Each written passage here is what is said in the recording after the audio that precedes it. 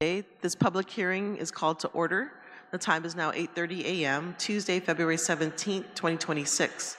Notice of today's hearing were advertised on KUAM and provided via email to senators, stakeholders, and local media, and posted on the Government of Guam Public Notices website on Tuesday, February 10th, and Friday, February 13th, pursuant to Chapter 8, Title 5 of Open Government Law. The purpose of today's hearing is to receive testimony on the following agenda items in the following order. Bill 19-38 COR, sponsored by Senators Sabina Flores Perez and Chris Barnett. It's an act to repeal and reenact Section 7161A and E, and to amend Section 7161B, all of Chapter 7, Title 16, Guam Code Annotated, relative to updating the Streetlight Fund to authorize the Department of Public Works to facilitate installation and replacement of streetlights and enhance safety for pedestrians, bicyclists, and motorists. The second item on the agenda is Bill number 127-38 COR, sponsored by Senators Sabina Flores Perez and Vice Speaker V. Anthony Atta. It's an act to add a new Section 28112D of Chapter 28, Title 11, Guam Code Annotated, relative to strengthening the Department of Public Health and Social Services inspection capacity to protect the health of our people. And the last item is Bill number 126-38 COR, sponsored by Senators Sabina Flores Perez, Chris Barnett, Shelley V. Calvo, Therese M. Terlahi. It's an act to add a new Section 28112D of Chapter 28, Title 11, Guam Code Annotated, relative to educational advancement and providing safe learning environments for our youth. So Section 6.01A1A Part B of the 38th Guam Legislature Standing Rules allows the prime sponsor of a bill to coordinate with the committee chairperson to which the bill was referred and to hold a public hearing after 120 days, excluding legislative ones, have lapsed since the bill's referral. After the public hearing, the prime sponsor shall produce and provide a committee report to the chair, which applies to all the bills today. The rules of conduct for today's hearing are as follows. The order for those wishing to testify will begin with agencies, followed by those who confirm in advance, and then by the sign-in sheet. I ask that all written testimonies be submitted in advance to my staff to facilitate copying and dissemination to all those present here today. When you're called to testify, please ensure the microphone is on and restate your name and organization, if applicable, for record-keeping purposes. Senators will be given an opportunity at the end of the panel to ask questions, and questions and testimony shall be confined to the substance or nature of the agenda. Personal inference as to character or motive of any senator or any individual testifying is not permitted. Now we begin our agenda to hear testimony for Bill 19-38, sponsored by Senator Sabina Flores Perez and Chris Barnett, an act to repeal and reenact Section 7161A and E, and to amend Section 7161B, all of Chapter 7, Title 16, Guam Code Annotated, relative to updating the Streetlight Fund, to authorize the Department of Public Works to facilitate installation and replacement of streetlights and enhance safety for pedestrians, bicyclists, and motorists. For a brief introduction, Bill 19-38 aims to improve installation and maintenance of streetlights to promote highway and public safety by ensuring the funds collected from vehicle registration fees are dedicated for its intended purpose. Current statute does not prevent lapsed funds of the Streetlight Fund from being directed elsewhere. Information obtained by FOIA demonstrates that lapsed funds ranged from approximately $120,000 to $740,000 for 4 years during a 5-year snapshot from 2017 to 2021. However, consistent utilization of the Streetlight Fund is essential to fill the need for streetlights throughout Guam's roadways. Bill 19 would streamline the process by authorizing DPW as the lead agency in directing installation and maintenance of streetlights in consultation with GPA and the Guam Police Department. The current process entails residents to contact mayors or GPA, to contact mayors or GPA. The mayors who then contact GPA, who then seeks reimbursement from DOA. As a lead agency, DPW would be able to develop a proactive and comprehensive approach to lighting our roadways, using the specifications provided by Guam Power Authority and input from the Guam Police Department for crime prevention and public safety initiatives. Information obtained by RFI of GPA corroborates that DPW controls the placement of the streetlights along roadways throughout the island. However, current statute leaves out the ability to install and maintain streetlights that are not on GPA's power poles and that are under different agencies' jurisdiction, which includes GVB, GURA, Parks and Rec, and private development, and which may not have plans in place or funds for installation of poles or regular upkeep. The result has been the visible lack of consistent lighting along our roadways, which impacts safety. The 2022 Guam Safety Plan noted that most crashes occur where there are poor lighting conditions. Bill 19-38 aims to close this gap, which helps promote safety on Guam's roadways. Bill 19-38 also authorized the use of funds to create in the creation of sidewalks, bicycle lanes, and to improve roadways with the intention that funds are available after streetlight needs are met. This concept was motivated by the need to increase safety for pedestrians, bicyclists, and motorists alike, and which was advocated by the youth at a prior Close-Up Foundation presentation. Bill 19-38 also would ensure greater accountability of public funds by converting it to a non-lapsing revolving fund in which funds are to be kept in a separate account and not commingled with the general fund to ensure that the portion of the annual registration fees collected are being used for its intended purpose. Bill 19-38 would require that monies collected must be deposited within 20 days following the end of the month, and quarterly collections reports are submitted by the Director of Department of Revenue and Taxation to Y Legislatura in Guahan. Additionally, quarterly collection and expenditure reports are to be submitted by the Director of Public Works to Y Legislatura in Guahan. I would like to thank my co-sponsor, Senator Chris Barnett, and to the constituent who initially brought this important matter to light. Fiscal note provided by BBMR, dated February 2025, indicated that annual appropriations of the Streetlight Fund averages $4.1 million annually. We did receive testimony and strong support of the bill from Jonia Mayor Brian Terlahi. So at this time, I would like to invite those that have come to testify to take a seat at the table, and I would call on your testimony. So yeah, please come forward.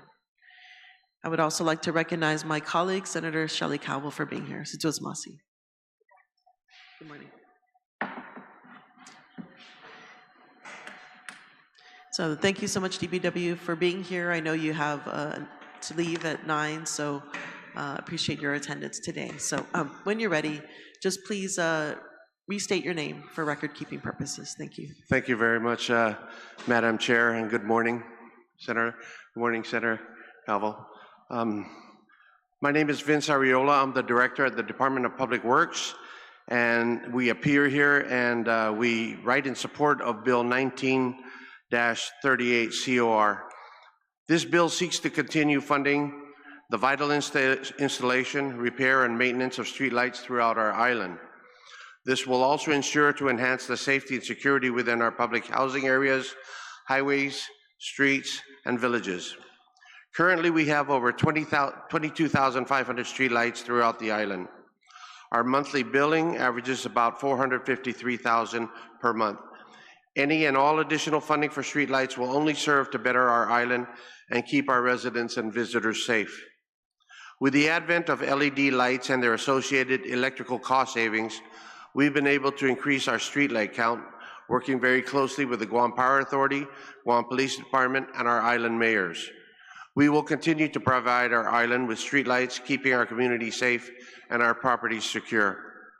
Along this same subject of streetlights, there is one specific logistic issue that I've recently started having conversations with GPA. In the aftermath of Typhoon Mawar, and probably even before then, specific specialty light poles across various Guam Housing and Urban Renewal Authority, GURA, communities were severely damaged or destroyed. These light poles are also seen in housing areas such as Barragata Heights, Ipapau Estates, the Jonestown area, etc. While some have been restored, many areas are non-functioning because the special light pole is either damaged, broken, or rusted and no longer there. Clearly, these special poles require immediate replacement since all of them have a concrete base which is still intact. DPW will continue to work with GPA to identify those GURA sites and others I've mentioned island-wide. We plan to perform an inventory and assessment of the location of the poles that are damaged beyond repair and/or are missing completely. We also plan to source poles that can sustain heavy winds and are not suspect to rust and rot.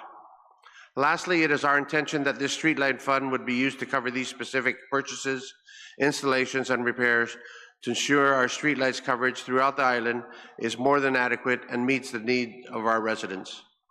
Thank you for allowing me to comment on this bill. Respectfully, Vince Arreola, Director, DPW. Thank you. Zeus Mossi, Director Arreola, for your testimony in support of the bill. So I did a quick calculation, and the monthly billing actually exceeds the amount of money that we collect. So is this, so you mentioned there was cost savings because of the, I guess, conversion to LED lights.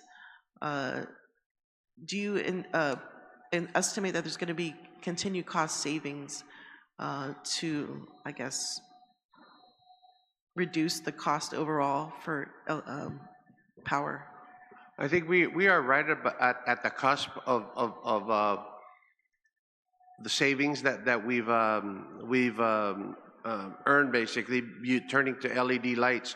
When I first got on board 6-7 years ago, we had about 16,000 street lights. We're at 22,000 right now, and we're close to that appropriation. So, you know, the savings they estimated we should see about 50% savings. And if you see, if we've gone from 16,000 to 22, that's about 7,000 additional streetlights. That's close to 50. So we're close to the cusp of the savings. So I think the appropriation that we have right now is adequate. We work very well with the mayors and with GPA in getting the streetlights fixed. What I've seen, I believe the LED street lights are a little bit more durable in terms of actually burning out or going out there for repairs. While we still see a heavy amount of repairs, it's not as much as we had prior to the LEDs. But I think in terms of the appropriation and what the bill really intends to do is to keep the funds within DPW so that we can continue to use it on a regular basis. Yes, thank you for that. And yeah, definitely, there is a huge need, as everybody knows, when you drive around the island, there's many dark spots, right? Right. And so, continue to, I guess, first of all, I'm very happy that you're supporting that DPW is going to be the lead agency to take a comprehensive look and to, perhaps even request an amount to fund what's needed out there. So, yeah, we look forward to that as well. So, yes, Senator, if there was one note, I didn't bring it up into my testimony, but the bill talks about DPW shall have programmatic oversight. If you could kind of define that. I know I'm not supposed to ask questions, but I was a little concerned about that. I'm not going to write checks, am I? I'm not bonded to do that. Okay, so I'll be happy to adjust the language. The idea was that there was one lead agency because in our research there were different agencies had jurisdiction over polls. So like GORA has their own jurisdiction, GVB has jurisdiction in Tumon, right? And then you have the private development. And so the idea was that to give make DPW the lead agency to oversee what's needed and perhaps to request the funding or have adequate funding to make sure lighting is adequate. So that was really the idea. Okay. But as far as verbiage, I'm open to amending it so that it's it's not as scary, Yeah. but it gets the purpose done. That's Okay, my intent with that. Okay, understand. Yeah. Thank so you. we can talk more about verbiage to see what's the better fit. Okay, thank Yeah. you. In regards to, so the reason why I added other uses of the fund, because there was a time when there was lapse funds. Mhm. So if it happens that the cost savings is more than what's appropriated or what's collected, so do you? I guess you agree with the other expenditures. So like for creating sidewalks and just upgrades to the roadways as well. So that's something I wanted to Yeah. just I'm fine with that, confirm. Senator, but I just see, as you mentioned, there's so many dark Right. pockets. There's probably 1,000, we estimate about 1,000 of those poles that need to get replaced, those specialty poles that are out there. So that in and of itself is gonna cost a pretty penny. Okay. Those specialty poles are pretty expensive, and, you know, we're working with these private neighborhoods that go up and they put up these nice poles. We need to have some semblance of not just order, but making sure that all the poles align with a certain base so that they're interchangeable. We can't have, you know, 15 different kinds of light poles out there. That gets really cost prohibitive. So that it would have to involve some communication with the developers, or Yeah, yes, Okay. yes, ma'am, and have a certain standard, especially for mounting. okay, And and this bill would durability. allow you to do that, to Right. to Yes, take ma'am. the lead. Okay, okay, great.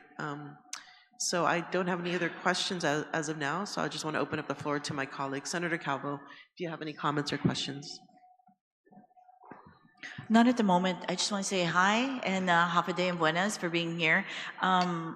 If there are other testimonies, I would be encouraged to listen first and see if we have others before I ask questions. Thank you. Thank you, Madam Chair.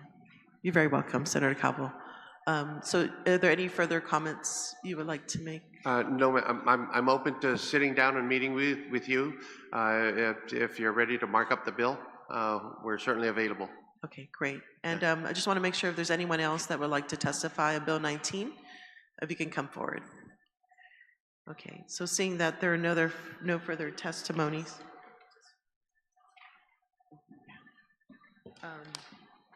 Okay. Yeah, so we did receive testimony from Mayor Brian Terlahi, and I just want to allow my colleague, Senator Calvo, if she is willing to read, if you don't mind. Yeah, thank you. Yeah, sure. Thank you. Thank you, Madam Chair. Testimony from Brian Chester Lahi, Mayor of Municipality of Jonya, relative to updating the Streetlight Fund to authorize the Department of Public Works to facilitate the installation and replacement of streetlights. Buenas din, half a day. I write a strong support of Bill number 19-38, which seeks to update the Streetlight Fund and authorize the Department of Public Works to more efficiently facilitate the installation and replacement of streetlights throughout our island. The demand from our community to repair and restore non-functioning streetlights continue to grow. As elected officials and public servants, we consistently receive concerns from residents about dark roadways, inoperable lights in neighborhoods, and the delays in addressing these issues. This measure represents meaningful progress towards expediting those repairs and responding to the high volume of requests from our constituents. Functional street lighting is not merely a matter of convenience. It is a matter of public safety. Properly illuminated roadways enhance visibility for motorists, cyclists, and pedestrians, reducing the risk of accidents and improving overall traffic safety. In rural and village areas especially, streetlights serve as critical safeguards for families walking in the evenings and for children waiting at bus stops in the early morning hours. Beyond traffic safety, adequate lighting also plays an important role in deterring potential criminal activity. Well-lit streets and neighborhood discourage unlawful behavior and provide residents with a stronger sense of security in their own communities. Investing in reliable street lighting infrastructure is, in many ways, an investment in crime prevention and quality of life. For these reasons, I am in agreement with moving this legislation forward and supporting any progress that will streamline processes, improve efficiency, and allow the Department of Public Works to respond more swiftly to community needs. I respectfully urge my colleagues to support Bill number 19-38 and take the important step forward, enhancing safety and strengthening public confidence in our infrastructure system. Sidus Masi, Mayor Brian J. Terlahi. Zus Masi, Senator Calvo, for reading it into the record. And I'm very appreciative of Mayor Terlahi for his support of the bill, which I'm sure reflects a lot of the mayor's conditions or, what they experience.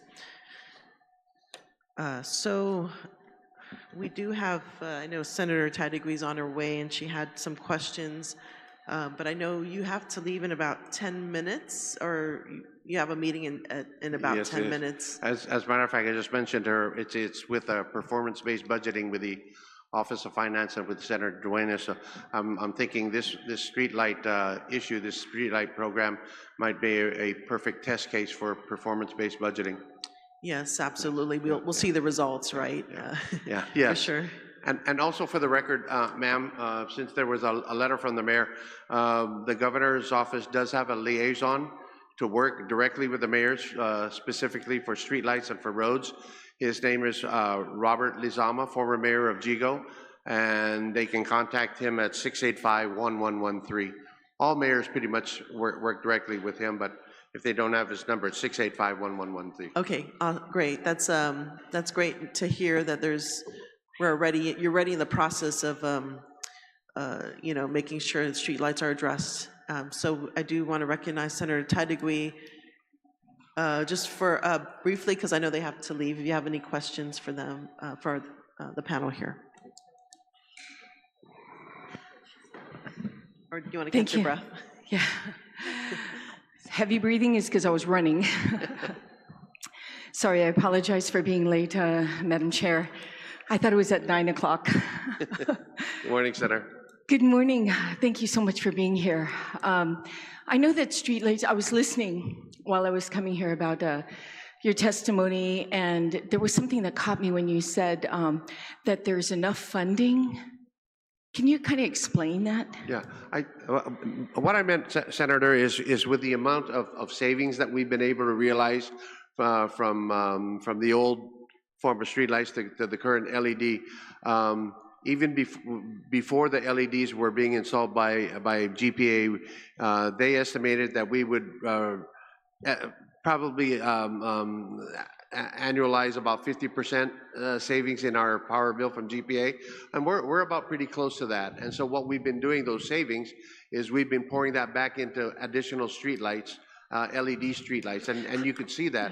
How much is that total, Vince? The savings, how in dollars amount? Let's see, 6. Hang on, let me, I'm trying to get my, probably about 5, maybe about 2 mil in savings. So when I first started, we had like about 16,000 streetlights. We're up to 22 with the same appropriation. So 16,000. we've got an additional 6,000 streetlights that are out there with the same amount of money. Okay, so you have 22,000. 22,000, right. 22,000, yes. Right. That's available, that you have, so almost double it. You have 2 million right now. So what is the full amount that you think you're going to need if you're having this cost savings, the additional amount of streetlights that you put up? What are you looking at as far as funding wise? Yeah. So what we've been getting is we've been receiving about $5 million every fiscal year, right? And so in the previous years, a little over 4. Right, yeah, so in the previous years, we had 16,000 streetlights. Today, we have 22,500 with the same amount of money. So we've taken those savings and poured it into additional streetlights. Now, we're like I mentioned to the chair, we're at the cusp right now. We're at the edge, basically, of utilizing all those the savings we've had from going to LED. I'd have to take a look at additional funding if we were to do an additional 500 to 800 additional street lights every year, right? Based on, I think we're using 250 watts. Those are running at about $35, $36 a month. Okay, so Vince, you're saying that you're looking at adding every year about 500. You said how many a year additional? You're okay. Right. Have you audited this streetlight fund, and have you audited, put everything in perspective on a plan moving forward? Like you said, you plan on putting, what, 50 more every year? What is that, 50 or 500? 500. Okay, 500 every year. Okay, so you have that block of new, which is desperately needed, new lighting, right? But then all the other current ones, that's a different block of lights for maintenance, maintenance, upgrade, and replacement. So you have that section. So have you done an audit on exactly how many is needed? Kind of like the the master road plan. Right. You have that master road plan, and in the master road plan, do you take into consideration lighting, or is that totally separate? No, lighting is considered every time we do a road. Okay, so is in the master road plan that you had a recent audit too? I'm sorry? The recent audit by the OPA's office on the master road plan? Mm-hmm. Okay, was lighting incorporated No, into no, it that? Okay, wasn't. that's No, what it I was wasn't. saying. Right, yeah. So it is separate then? But moving Okay. forward, yes. But moving forward? Moving forward, we Is there will. any amendment coming forward on the master road plan that you're incorporating the lights into that? Nothing, Senator, except for funding. It's always a matter of funding. There's nothing worse than putting plans together, right? And not funding it, because it really just goes to waste. But we need a plan. Understand. The point is, Yeah. we need a plan to see where our money is going. Yeah. So, when is are you going to be making an amendment? Because, this master plan comes back since 2000s, right, the early 2000s, and then as you move forward, as we get, growing, there's amendments that is made to this master plan, right? Yes, ma'am. When is the next amendment that you're going to make or upgrade to the master plan, and will you be including the lighting? Yes. I think one of the things we definitely have to do is, I mentioned it in my testimony, there's not just street lights, but also these specialty street poles that are out there, because if you look at a lot of the neighborhoods that have those specialty poles, they're completely dark. And so we need to put those into the plan. They're a costly investment, but I think they're still cheaper than putting a GPA pole in the ground, changing the wiring, working on the electrical, because the base is still good. It's just a matter of getting the specialty pole that's out there. And I estimate there's probably about 1,000 of them. So if you see a lot of these subdivision neighborhoods that were put in place 30, 40, 50 years ago, they're in the dark, because those poles have either fallen down, they've rotted, they've cracked. The electrical is still good, the base is still good, but the poles have fallen, and they are no longer functional. And my understanding with GP is they're afraid to touch it, because if they put a new street light on there, the weight itself might come crashing down, and they just don't want to touch it, which is understood. So I need to make sure that I put that in the plan as well. New poles as well, because poles are costly. Right. So once again, Vince, are you going to when's the next amendment you're going to make to the master plan, the road master plan? And are you going to incorporate lights? We need to do some market research. We have some idea of how much those poles cost. That's really the only. We have all the other numbers: how much it costs to repair a light, how much it costs to replace a light, the arm, so on and so forth, right? It's just the cost of the poles. And we just had these conversations with GPA, because that came up at one of, I forget what meeting it was, but someone really brought it up. Actually, it was the mayor of Assen that brought it up. He's got a bunch of poles that he needs replacing down in Assen, which is a Gora community.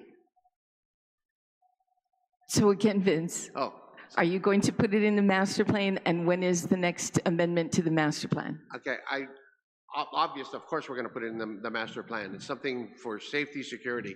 We could probably have that in the next 90 days. Okay, I'm thinking there's in the my, next 90 fair there's enough. my answer to my question. Lastly, Madam Chair, if I may, there are situations where families just can't wait, but they have some means to put up a light.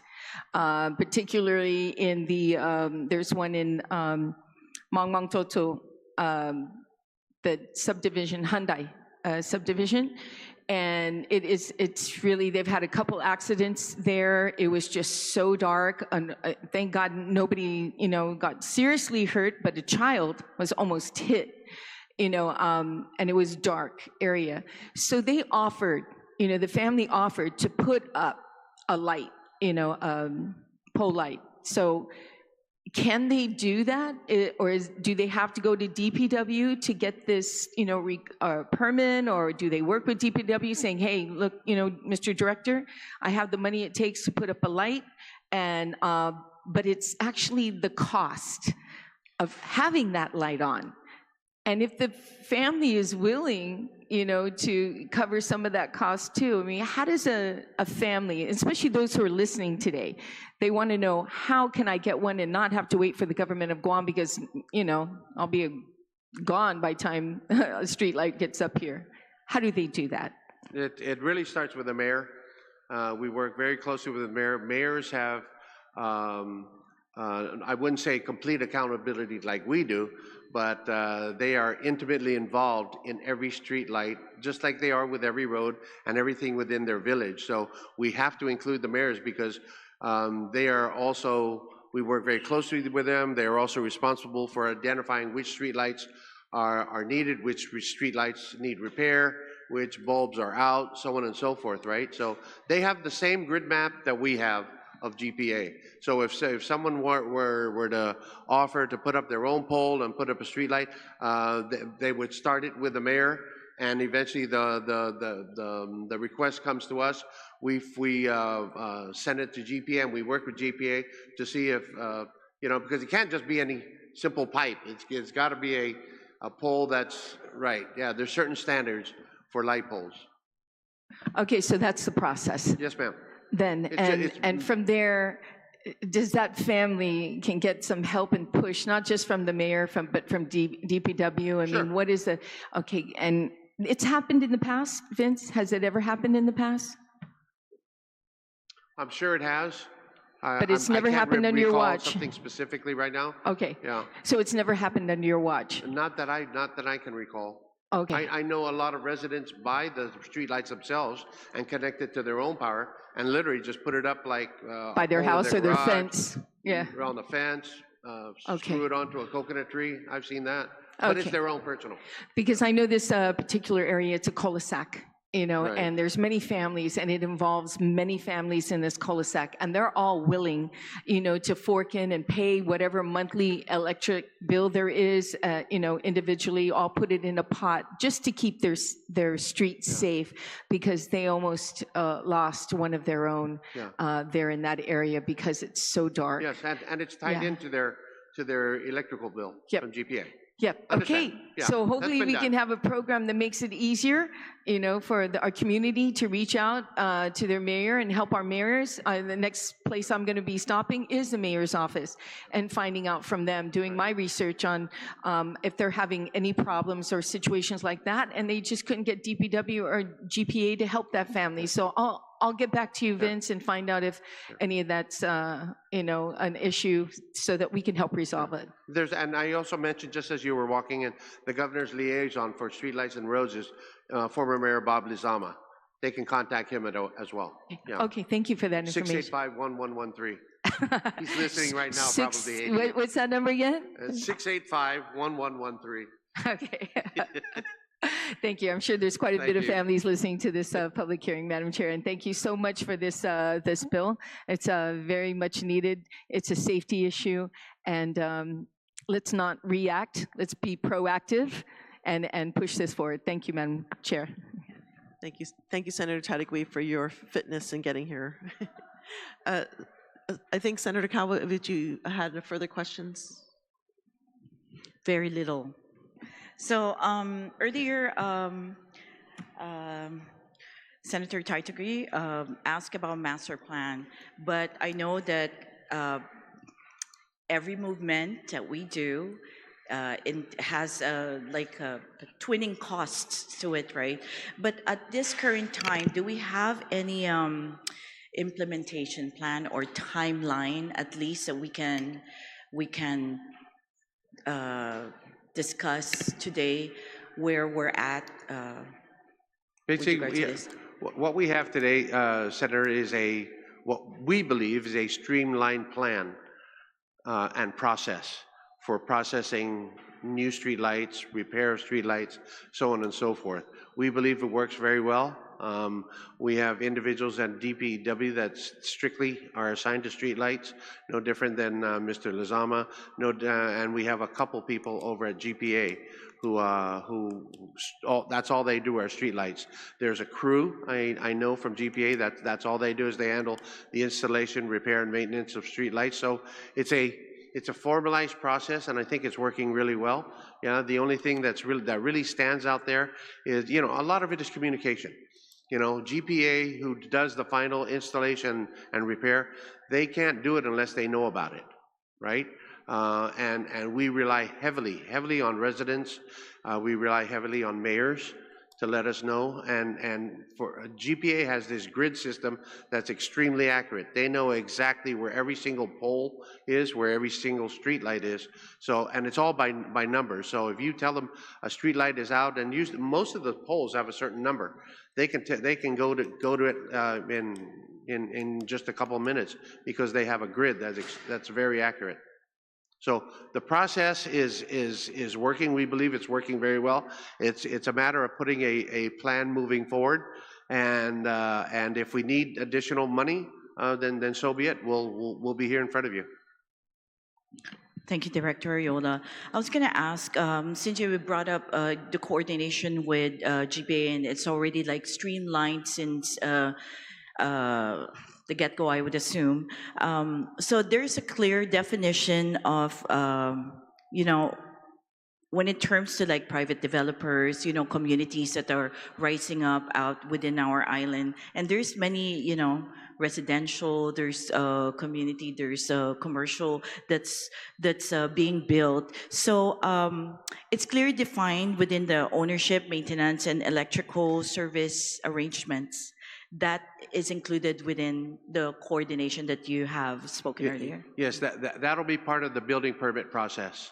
And moving one step forward in terms of putting our streetlight plan together, we are probably going to have to make it a requirement that any subdivision that utilizes these specialty poles is going to have to take ownership of those poles throughout the rest of the subdivision. So that would be clearly defined. Right, we can't go around buying 37 different kinds of specialty poles. That's just going to be too costly and too cost prohibitive for the government. So, and I believe that the developers of new subdivisions, I don't believe they'll have an issue with it, because these specialty poles, not only are they aesthetic, they're nice to look at. They're not as intrusive, if you will, as say a concrete pole that's being currently used right now.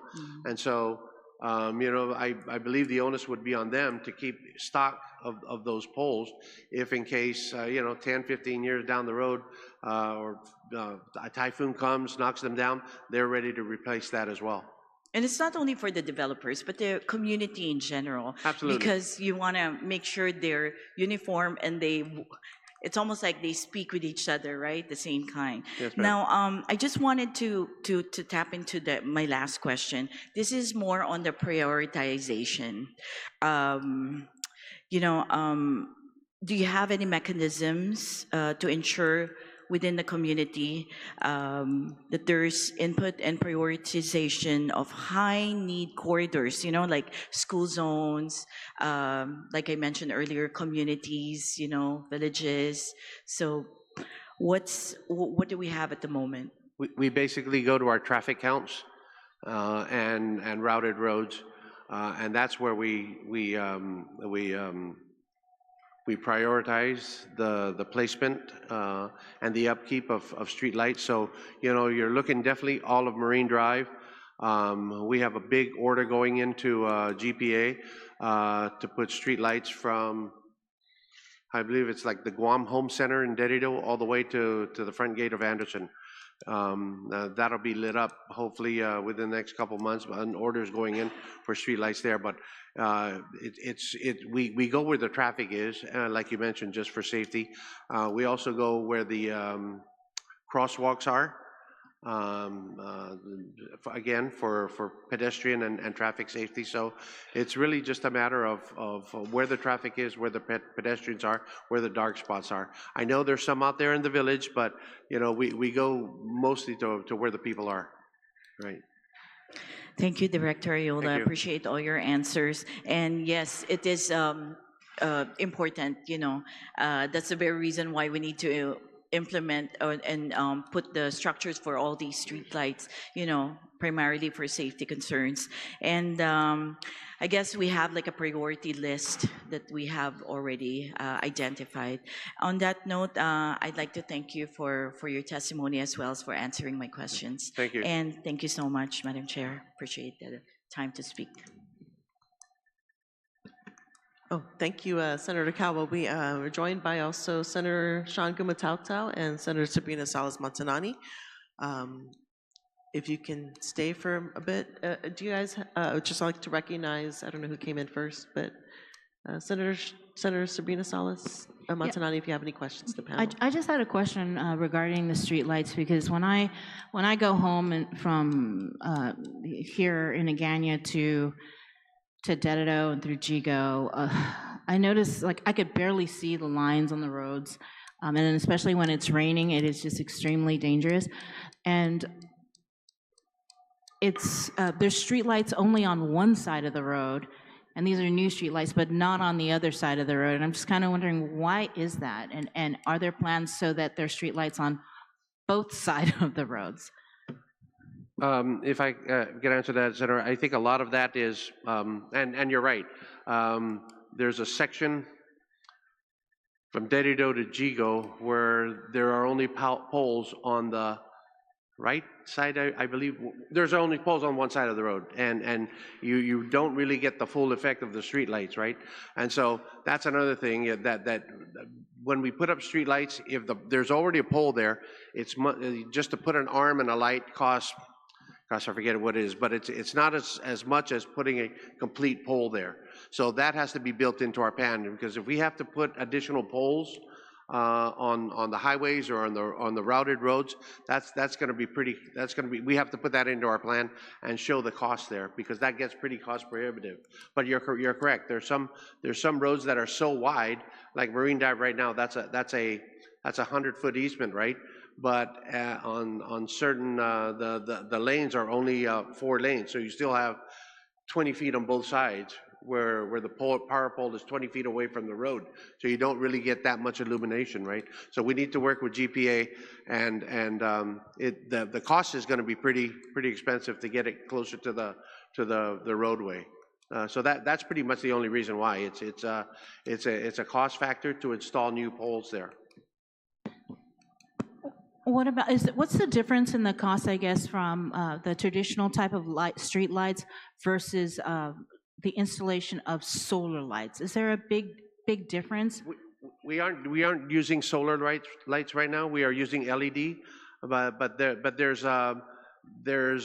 supposed to be, and there is quite a saving. We don't see it at 50%, probably at about 40% savings from GPA, from the old halogen lights, the kind of yellowish, to the LEDs that we have today. That's all I have. Thank you. Thank you, Senator Montanani. Senator Sean Gumatautau, you're recognized. Yeah, thank you so much, and thank you, DPW, for being with us this morning. I want to have a few questions. Actually, I'll start with the fact that it was induction lighting prior to the use of LED. It was part of the team that was part of the big conversion of the LED light setup. man, it was probably back in 2011 or 2012 when GPA began that first effort to incorporate LED lighting after major testing across roadways. I just wanted to ask a question. What information is available summarizing the process that is established for property owners and residents to report damaged or malfunctioning streetlights? And with respect to streetlights which are continuously on for 24 hours, how much of such lights have yet to be addressed, and how much of taxpayers had to pay for this excess energy use during at least the last maybe 2 fiscal years? Specifically, is it a bad, are we having a bad LED? No, it's hit its life at a certain time. Is it the sensor? It's a sensor. That needs to be replaced. What's your general take on it, Vince? Yeah, as I mentioned earlier, yeah, and any reports for repairs, outages, or like you said, streetlights that are on 24/7, go immediately to the mayor, and then the mayor will work closely with us. There's the governor's liaison that handles streetlights, village roads. He's the liaison between ourselves and the mayors. Although many mayors call us directly, and we could take that in as well. But the conduit basic is to report it to the mayors, because every mayor has the grid, the same GPA grid and location of every single power pole and streetlight pole within their village. What was escaping my mind was the photocell, is the failed photocell that actually triggers off whether or not the light goes on or off. So just a couple more questions. Recognizing that improved lighting in public spaces in Tumon and across our 19 districts can help deter crime, what discussion and subsequent planning efforts have resulted through any collaboration, if any, between yourselves, GPD, GVB, the Guam Hotel and Restaurant Association, village mayors, businesses, religious groups, and others on this particular issue? And what resources, if any, if you're aware, has GVB and other entities put forward to help address the streetlight issues, particularly in some of these high-touch areas in our tourism district? Well, we're not just working with the government streetlights, but we're also working with a lot of the businesses down there to light up their places of business as well. We're also looking at a plan to install cameras throughout Tumon. Some at the traffic signals, some at the entrances to Tumon, coming from Chalon San Antonio, coming from Ipaw Road, coming from Happy Landing Road, and coming from the last part up north as you come down the hill toward the Weston. So we are looking at that plan. I think one of the sticking points is we're looking for a place to house the system, if you will, the entire camera system. And there's been thoughts of putting it at the Coban. We're not sure if they have enough room. There's been thoughts of putting it at GVB, but we are still studying that. We're working closely with GVB and GPD on that effort, and I believe the hotelers as well. All right, thanks, Vince. Just 2 more questions. Should the Mayor's Council of Guam be added to this policy, as they are able to field complaints from constituents today on outages across most public roadways? As I mentioned to Senator Perez, we have a good, close process with them. We meet with the mayors every quarter. And every mayor's got we talk and communicate. That's the big issue here, is communication. If we don't know about it, we can't help the constituents out there. And like I said, there's 22,000 streetlights out there. Nobody physically can go out there and count. So it takes a community effort to find the streetlights. If they're not functioning correctly, or if they are needed, report it to your mayor. And the process we believe, is working really smoothly. It gets to us. From us, it goes to GPA. And we work very closely with GPA on getting those. We sign reports and requests for installation and repairs every single day to GPA. So every single day, there's a bunch of paperwork that goes to GPA. That's how the process is, we believe is working. It's, you know, with 22,000 streetlights and growing, you know, we're always going to have outages and issues with them. So we don't take it lightly. We take it very seriously. All right, Vince, my last question is the relationship to deliver on the public streetlight policy not working with the Guam Power Authority as the lead agency? Repeat that again, I'm sorry. Is the relationship to deliver on the public streetlight policy not working with the No, Guam no, Power Senator, Authority as the lead, hence the need for this policy? Yeah, I think it's working very well. We meet with GPA several times a year. We just had a meeting last month to discuss these private streetlight poles, to discuss outages, things of that nature. And they're you know, we're a big customer of them. So when we call, they pick up and we meet with them. So you know, at a little over $4 million a year, we're a big customer. All right, thank you, Vince. Yeah. Thank you, Chair. All right, thank you, Senator Gumatato, and thank you so much to DPW for your support. We did receive a testimony from the Mayor's Council of Guam, and they support the intent and recommend its passage. So some of the things I would like to highlight is Mayor Jesse Alec, who's the president of the Mayor's Council, stated the legislation presents an opportunity to modernize how funds are managed and improve both accountability and service delivery. He stated, in my recent survey of the council, only one mayor reported a backlog of new streetlight installations. 3 mayors emphasized ongoing challenges of streetlight repairs and delayed response times. While needs differ across villages, there is a shared desire for improvement in how the streetlight system is funded, prioritized, and maintained. The backlog must be systematically reviewed and prioritized based on safety, traffic, and residential needs. A dedicated process or service standard would help DPW and the mayors track progress and identify high priority repairs. An online or shared tracking system between DPW, GPA, and the Mayor's Council could provide regular updates on the status of installations and repairs, ensuring accountability and better coordination. So that's some of the comments by the Mayor's Council. So the other thought I had was, you know, as far as federal funding, how much federal funding is allocated, or is it based on this Guam safety plan, highway safety plan? We don't have federal funding for streetlights. The only federal funding we have are for our routed roads. Okay, thank you. And I think, you know, this dialogue has really brought to light, no pun intended, the need for this bill because, you know, currently in statute, it's unclear as to the extent which DPW has the authority. In statute, it says all revenues are reserved for use by GPA, when in fact, there are different jurisdictions within Guam in regards to streetlights, you know, from private developments. Again, GVB has control over their streetlights, GURA has control over theirs.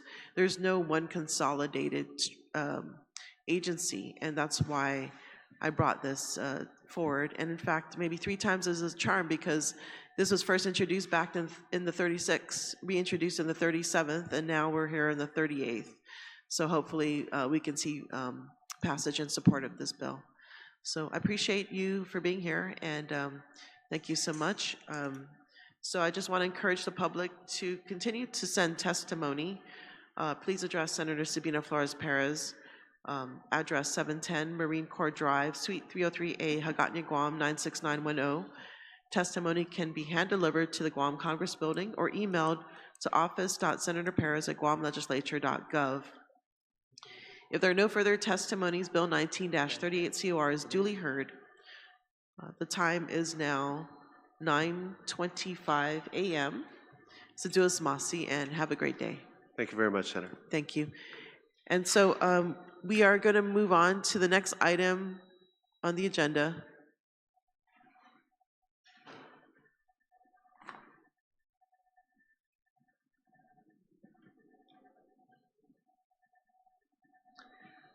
Okay, so we have made some arrangements that we do have people on standby stateside. I believe it's Eastern Standard Time is the latest, which I believe is evening. And we also have the superintendent who has to be back by 11, so to make this quick decision. Yeah, so my apologies, Superintendent. We did make these arrangements because of the time zone difference, but we are going to hear Bill 127-38 at this time. And so for those that are here to testify, if you can come forward. But also we would like to start with those that are on by Zoom, that are participating by Zoom.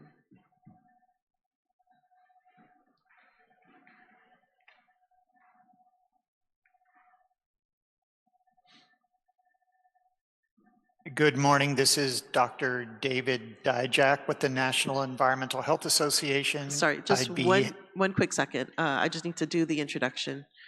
Thank you. Yeah, the time is now 9:25, and we'll move on to the second item of the agenda, Bill 127-38, sponsored by Senator Sabina Flores Perez, Vice Speaker V. Anthony Ada. It's an act to add a new section 28112D of Chapter 28, Title 11 Guam Code annotated, relative to strengthening the Department of Public Health and Social Services inspection capacity to protect the health of our people. I'd like to recognize my colleagues, Senator Shelley V. Calvo, Senator Teleti Taitigui, Senator Sabrina Salas Matanani, and Senator Sean Gumatautau. Thank you for joining me today. To start with a brief introduction, Bill 127-38 proposes to dedicate 20% of the use tax collected to the Department of Public Health's Division of Environmental Health, which is entirely locally funded. DEH is charged with essential public health services that ensure sanitary requirements are met in our schools, hospitals, nursing homes, restaurants and hotels, and many other establishments. DEH has been highly successful in preventing the spread of disease through the implementing proactive steps, which includes conducting inspections for over 3,000 health-regulated establishments, issuing tens of thousands of regulatory permits and certificates, and preventing the establishment and spread of dengue fever and other mosquito-borne disease on Guam. DEH is also charged with enforcing the Guam Food, Drug, and Cosmetic Act that ensures all food, drugs, cosmetics, and medical devices imported, distributed, and sold on Guam are in compliance with the laws in order to protect the health and safety of our people. This includes the enforcement of the Natasha Act and preventing secondhand smoke in public spaces, and Public Law 38-5, which prohibits the importation of skincare products that pose a danger to Guam's coral reefs and marine life. In the last few years, DEH's regulatory responsibilities have expanded significantly due to increases in inspections of imported consumer goods with FDA and the Customs Quarantine Agency, due to a rise in illegal and mislabeled products entering the market via e-commerce and small volume importers, new and emerging contaminants and substances requiring modern testing and surveillance infrastructure, potentially PFAS, and greater public demand for transparency, accountability, and rapid response to the health threats. Funding DEH to the 20% use tax would be a strategic investment in preventing the following costly public health crises, from the importation of unsafe products that can result in widespread foodborne illness outbreaks, the long-term exposure to harmful chemicals and loss of consumer confidence, and harm to local businesses selling legitimate goods. I want to thank Department of Public Health Director Ariola and the Division of Environmental Health Chief Tom Nadeau for their leadership in identifying this funding source to advance public health's key tenet that investing in prevention is a cost-effective and best means in protecting the health of our people. So at this time, I would like to recognize those that were on standby, so we can have them up on the screen.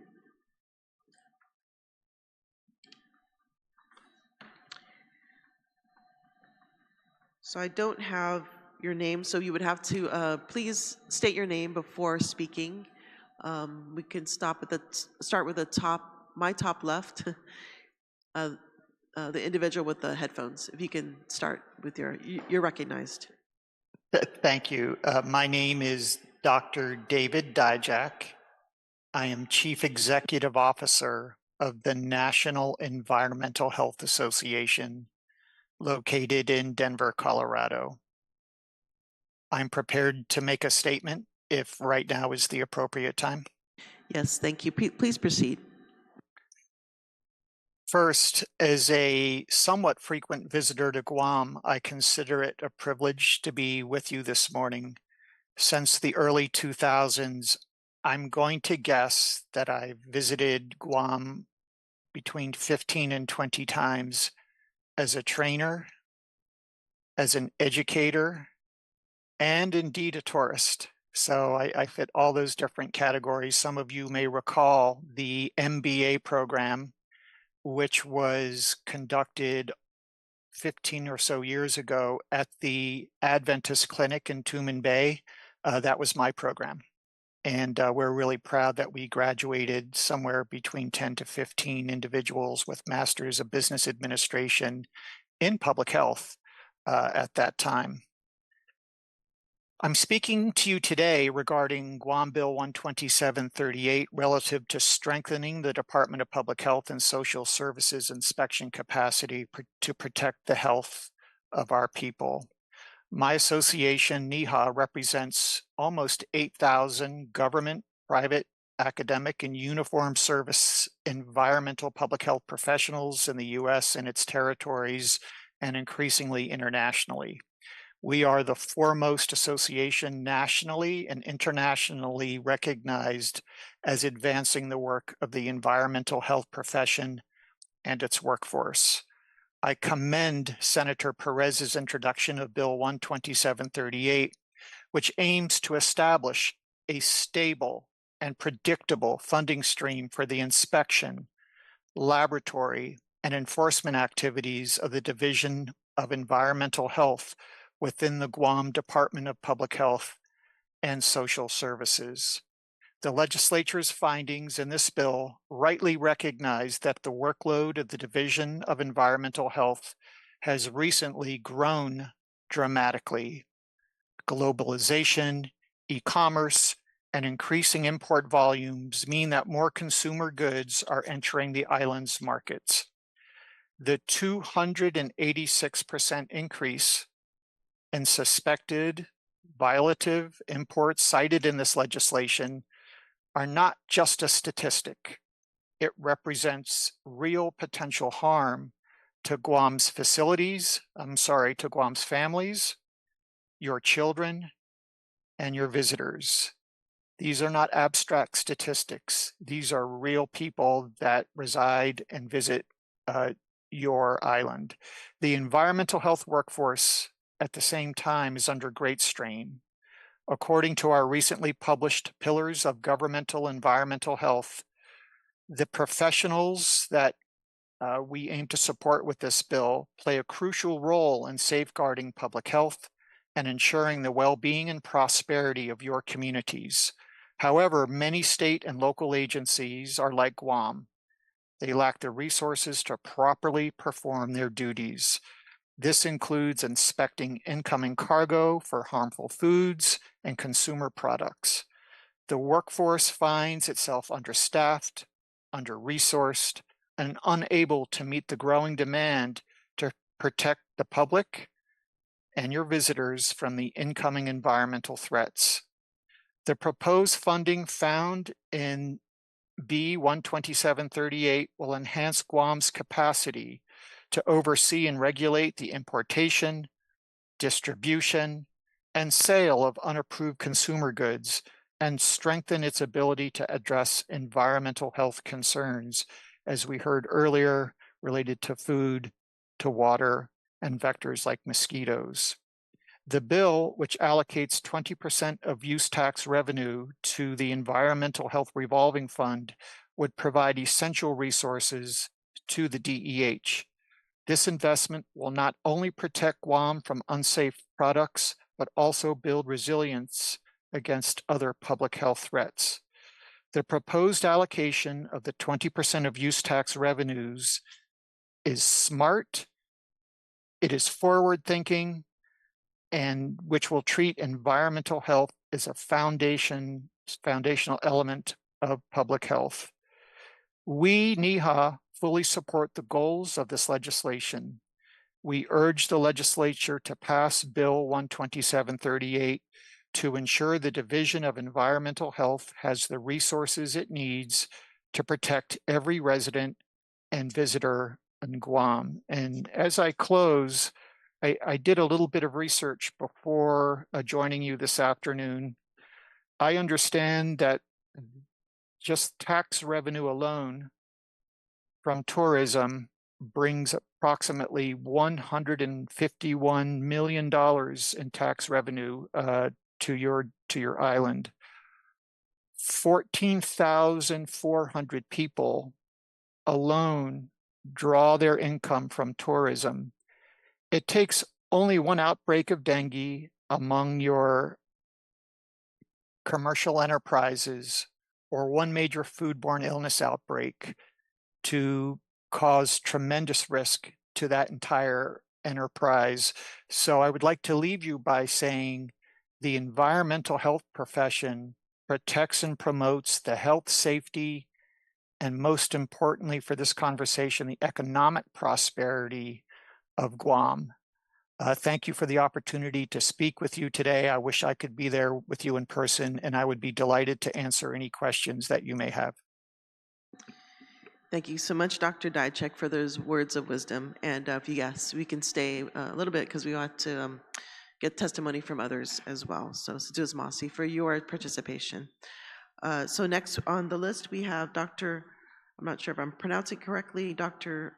Farquhar. If you can, you are recognized. Thank you very much for recognizing me. I'll let Dr. Dijak speak for me on my behalf, so we can move on. Sorry, can you say that one more time? Dr. Dijak covered my comments, so I have nothing else to add. Okay, great. Thank you for being here. So I'd like to next recognize Dr. Lim Haparai. Please correct me if I mispronounced your name. Thank you. Madam Chair, thank you. Dr. Lim Hapairai from the Pacific Island Health Officers Association. And in regards to Bill 127-38, I represent the Secretariat of the Pacific Vector Network. Secretariat, which comprises of the WHO and also our colleagues from the South Pacific Commission or Pacific Community Commission, SPC. And rather than a statement, a simple testimony of support towards this bill, the additional revenue would greatly improve Guam's DEH lab. We've seen so much potential, so much growth over the last few years. You know, I joined PIHOA right as dengue was going through Guam. And what a tremendous group of professionals you already have as part of your public health. And the way they utilized the resources that were available was phenomenal. And where I would like to, on behalf of PVN, is really support this bill, and the revenue that could be diverted to DEH would, we see, improve first Guam. This would greatly benefit the people of Guam. As Dr. Dijak commented, the lab in itself has great potential to serve in terms of food screening, making sure pathogens are collected before they become a problem. Also, there are many vector-borne diseases mentioned, dengue, but there's chikungunya, Zika. All of these always seem to come back over and over, and each time it's happened, it's becoming more and more frequent, and the effects are becoming more and more pronounced. And so by improving a lot of the operations at DEH lab, you would be investing in protecting Guam from these future outbreaks, which will happen. And where we come in from the PIHOA side, Guam has been instrumental in serving its fellow Northern Pacific Micronesian region. We've been there with teams around the region, training with your people, training in your labs, with your equipment. And all of that requires a lot of efforts and a lot of funds to keep that going. And so maintaining that would be ideal. Then in the greater Pacific, in the region, Guam is very, very unique. It is, other than possibly a lab in Fiji, it is we only have 2 or 3 labs in the entire region. And so Guam is, despite having a lot of issues with their lab, is actually a reference lab. We as a region look towards Guam for solutions, for collaborations, and what we could see is in the future, a lot of the universities, a lot of these big organizations would like to invest back in Guam, utilize some of these lab spaces, utilize that knowledge that's been built throughout the years. And so we have no reservation in supporting this bill. We feel on behalf of PIHOA and on behalf of the Pacific Vector Network that Bill 127-38 is reasonable, and it's an investment in Guam's future, in the US API's future, and certainly in all of the Pacific region's future. Thank you. Thank you, Dr. Lim, for your testimony. I think it's really critical for those in the public to hear that. Oftentimes when we don't hear of anything, that's when it's working. And when we hear of something, it's too late. So investing in something as important as this, especially for public health, prevention, again, is the tenet that underlies successful public health initiatives. So I think at this point, we'll continue with the testimonies, and then we'll have questions for later. So at this point, I want to recognize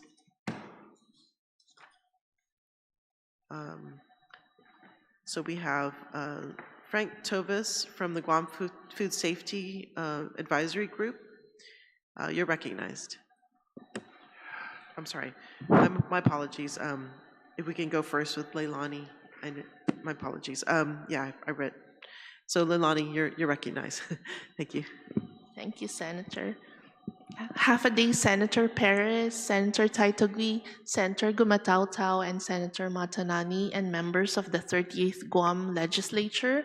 My name is Leilani Navarro, and I am testifying today as a private citizen in strong support of Bill 127-38. Although I am currently employed in the Division of Environmental Health, or DEH, as an Environmental Public Health Officer Administrator, the views expressed today are based on my professional experience and personal observations over 11 years of working in DEH. I begin by recognizing that the government of Guam faces many urgent competing priorities: public safety, healthcare access, education, infrastructure, and disaster response all require sustained investment. Within that context, I respectfully submit that DEH warrants similar consideration because it is the system that quietly prevents crisis that would otherwise strain those sectors.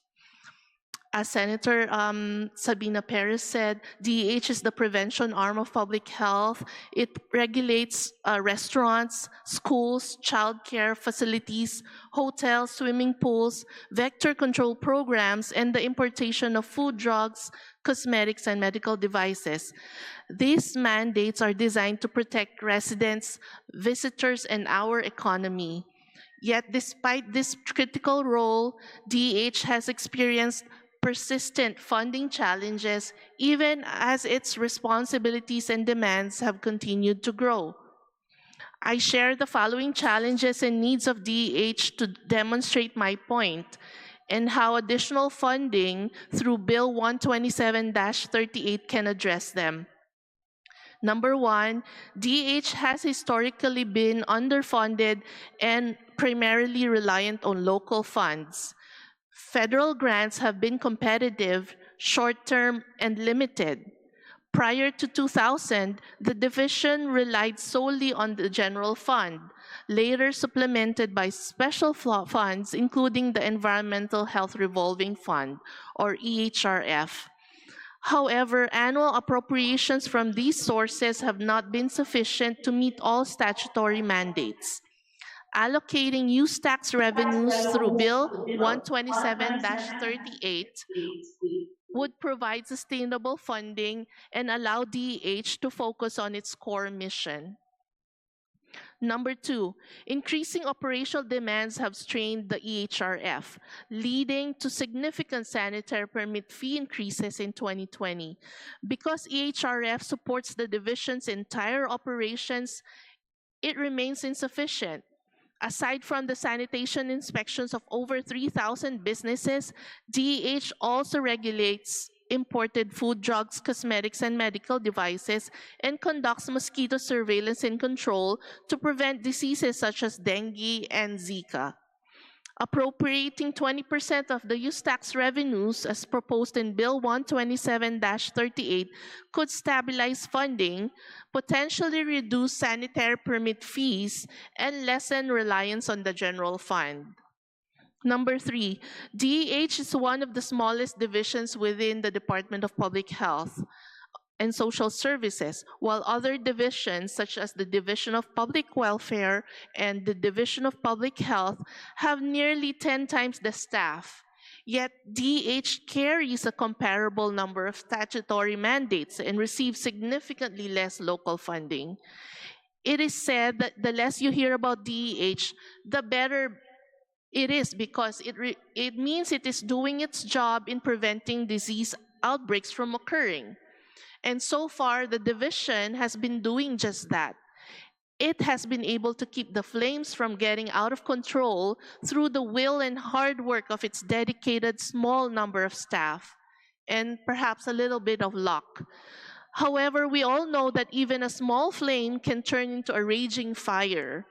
A good example is the 2011 foodborne illness outbreak that sickened over 350 school children from consuming contaminated breakfast. This is still the largest food poisoning case ever reported on the island in the last 40 years. Then there was the dengue outbreak of 2019 that recorded the first ever locally acquired case in 75 years. Of course, let us not forget the school inspection crisis of 2023. While no system can eliminate risk entirely, strengthening DEH through Bill 127-38 can reduce the likelihood and impact of similar events. Number four, DEH administers nearly 200 specific statutory mandates across 24 broad areas and faces difficulty implementing them. Between 49% and 64% of health-regulated establishments have not been inspected in 5 or more years. Nearly 200 detention cases involving over 100,000 imported articles remain pending. Public complaints cannot always be investigated as quickly as needed. Public Law 37-87 recognized these limitations by transitioning inspections to a risk-based approach based on available resources. However, resource limitations now dictate inspection frequency.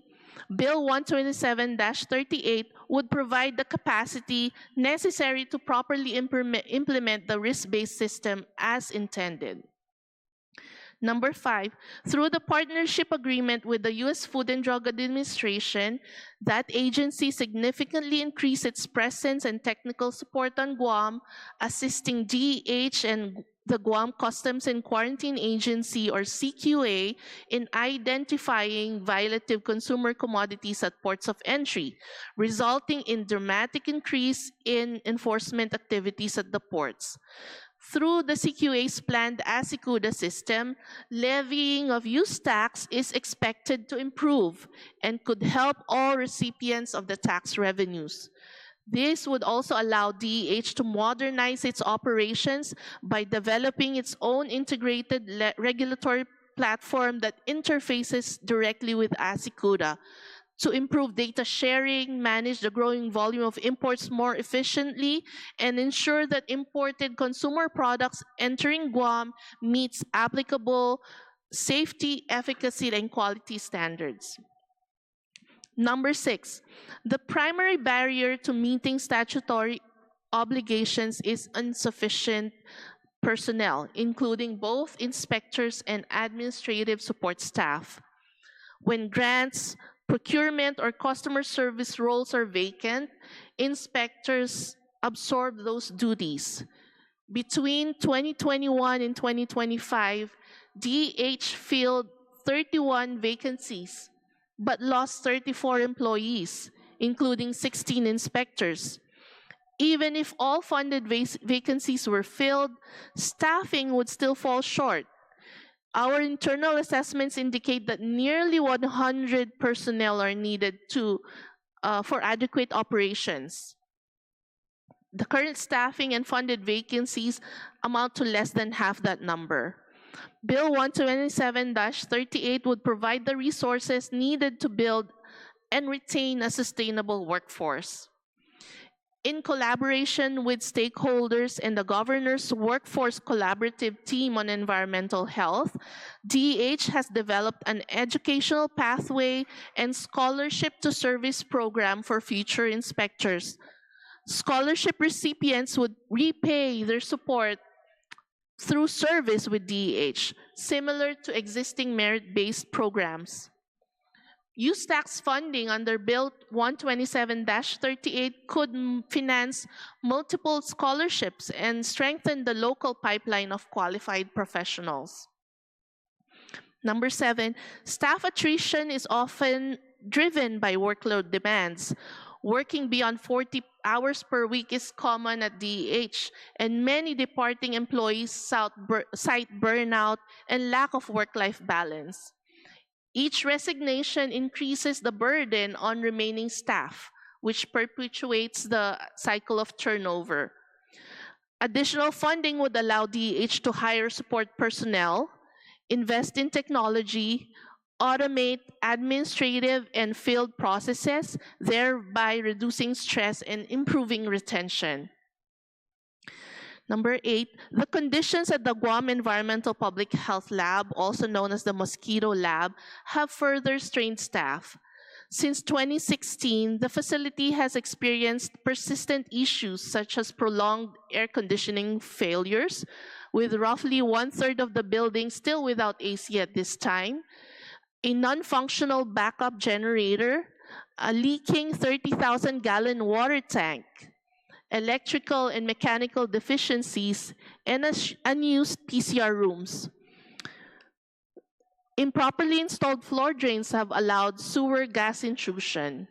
In the absence of janitorial services, staff have performed weekly cleaning and grounds maintenance themselves, which not only take time away from their regular work, but also demoralize them.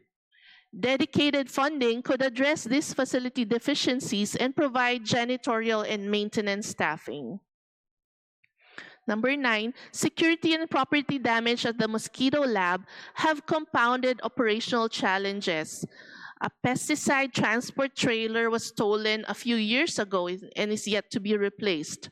Official vehicles have been vandalized, stripped of parts, or deliberately damaged, leaving 7 vehicles inoperable. Some staff must use personal vehicles for field work due to limited operable fleet units. DH lacks funding for security services, leaving the facility vulnerable to further theft and vandalism.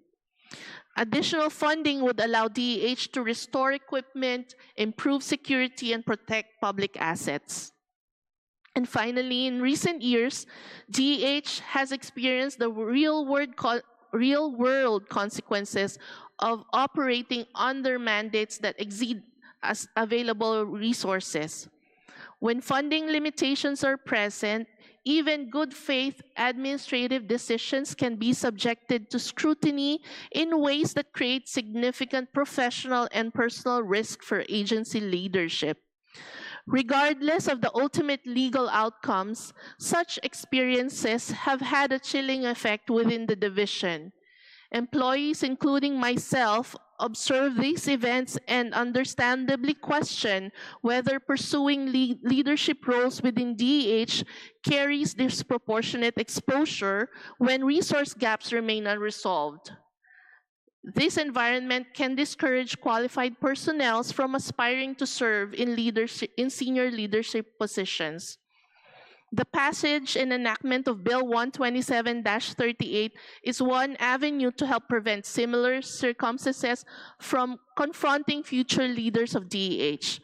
By aligning statutory responsibility with adequate and dedicated funding, the legislature can protect public servants acting in good faith and foster a professional environment where qualified individuals are willing to step forward to lead. Before I conclude, I would like to respectfully request the following amendment to the language of the bill to ensure the purpose and intent of the Environmental Health Revolving Fund, or EHRF, remain intact. On Section 2, I'd like to request that it read letter D, sums based on 20% of total use tax collected in the previous fiscal year shall be continuously appropriated to the Department of Public Health and Social Services, or DPHSS, Environmental Health Revolving Fund, to cover costs associated with regulatory activities, including inspections of all food, drugs, cosmetics, and medical devices imported, distributed, and sold on Guam, and other activities authorized for use from the Environmental Health Revolving Fund. Notwithstanding any provision of the law, the monies appropriated by this section, supra, shall be placed in the Environmental Health Revolving Fund within 20 days following the end of the month that the funds were collected. The EHRF was established to support the full scope of DEH's regulatory responsibilities and should continue to function as a dedicated, non-lapsing fund for the division's operations. Clarifying the language to ensure that appropriated use tax revenues are continuously deposited into the EHRF and available for all authorized environmental health regulatory activities will preserve legislative intent. In closing, Bill 127-38 is not merely a funding adjustment. It creates a logical connection between revenue generated from imported goods and the regulatory system responsible for ensuring those goods are safe. Supporting Bill 127-38 affirms that prevention matters. It affirms that statutory mandates should be matched with sustainable funding. And it affirms that protecting public health at the front end is far less costly than responding after harm occurs. I appreciate the opportunity to submit this testimony in support of Bill 127-38. I commend and thank the sponsors of this bill for their leadership, and I respectfully urge this body to pass Bill 127-38 and provide the Division of Environmental Health with the stable foundation necessary to fulfill the responsibilities this legislature has entrusted to it. Thank you, and Siduos Maasi. It's Duzmasi. Ms. Navarro, for your very comprehensive testimony. And yes, the case is definitely made for the huge need for DEH. And thank you for your participation today.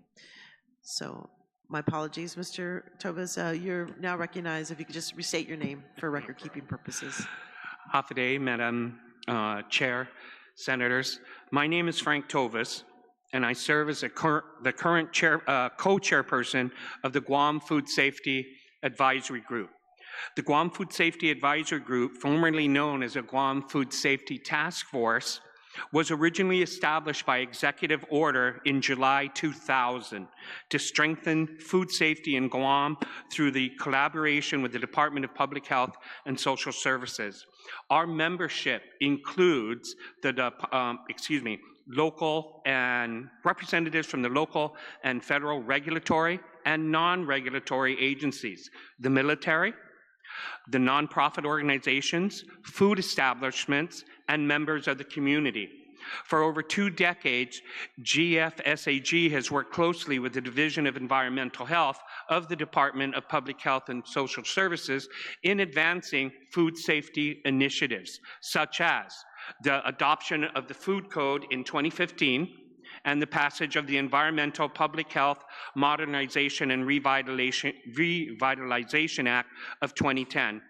We respectfully submit this testimony in strong support of Bill number 127-38, which will allocate 20% of use tax revenues to the Division of Environmental Health Revolving Fund to enhance inspection capacity of imported consumer goods, including food, drugs, cosmetics, and medical devices.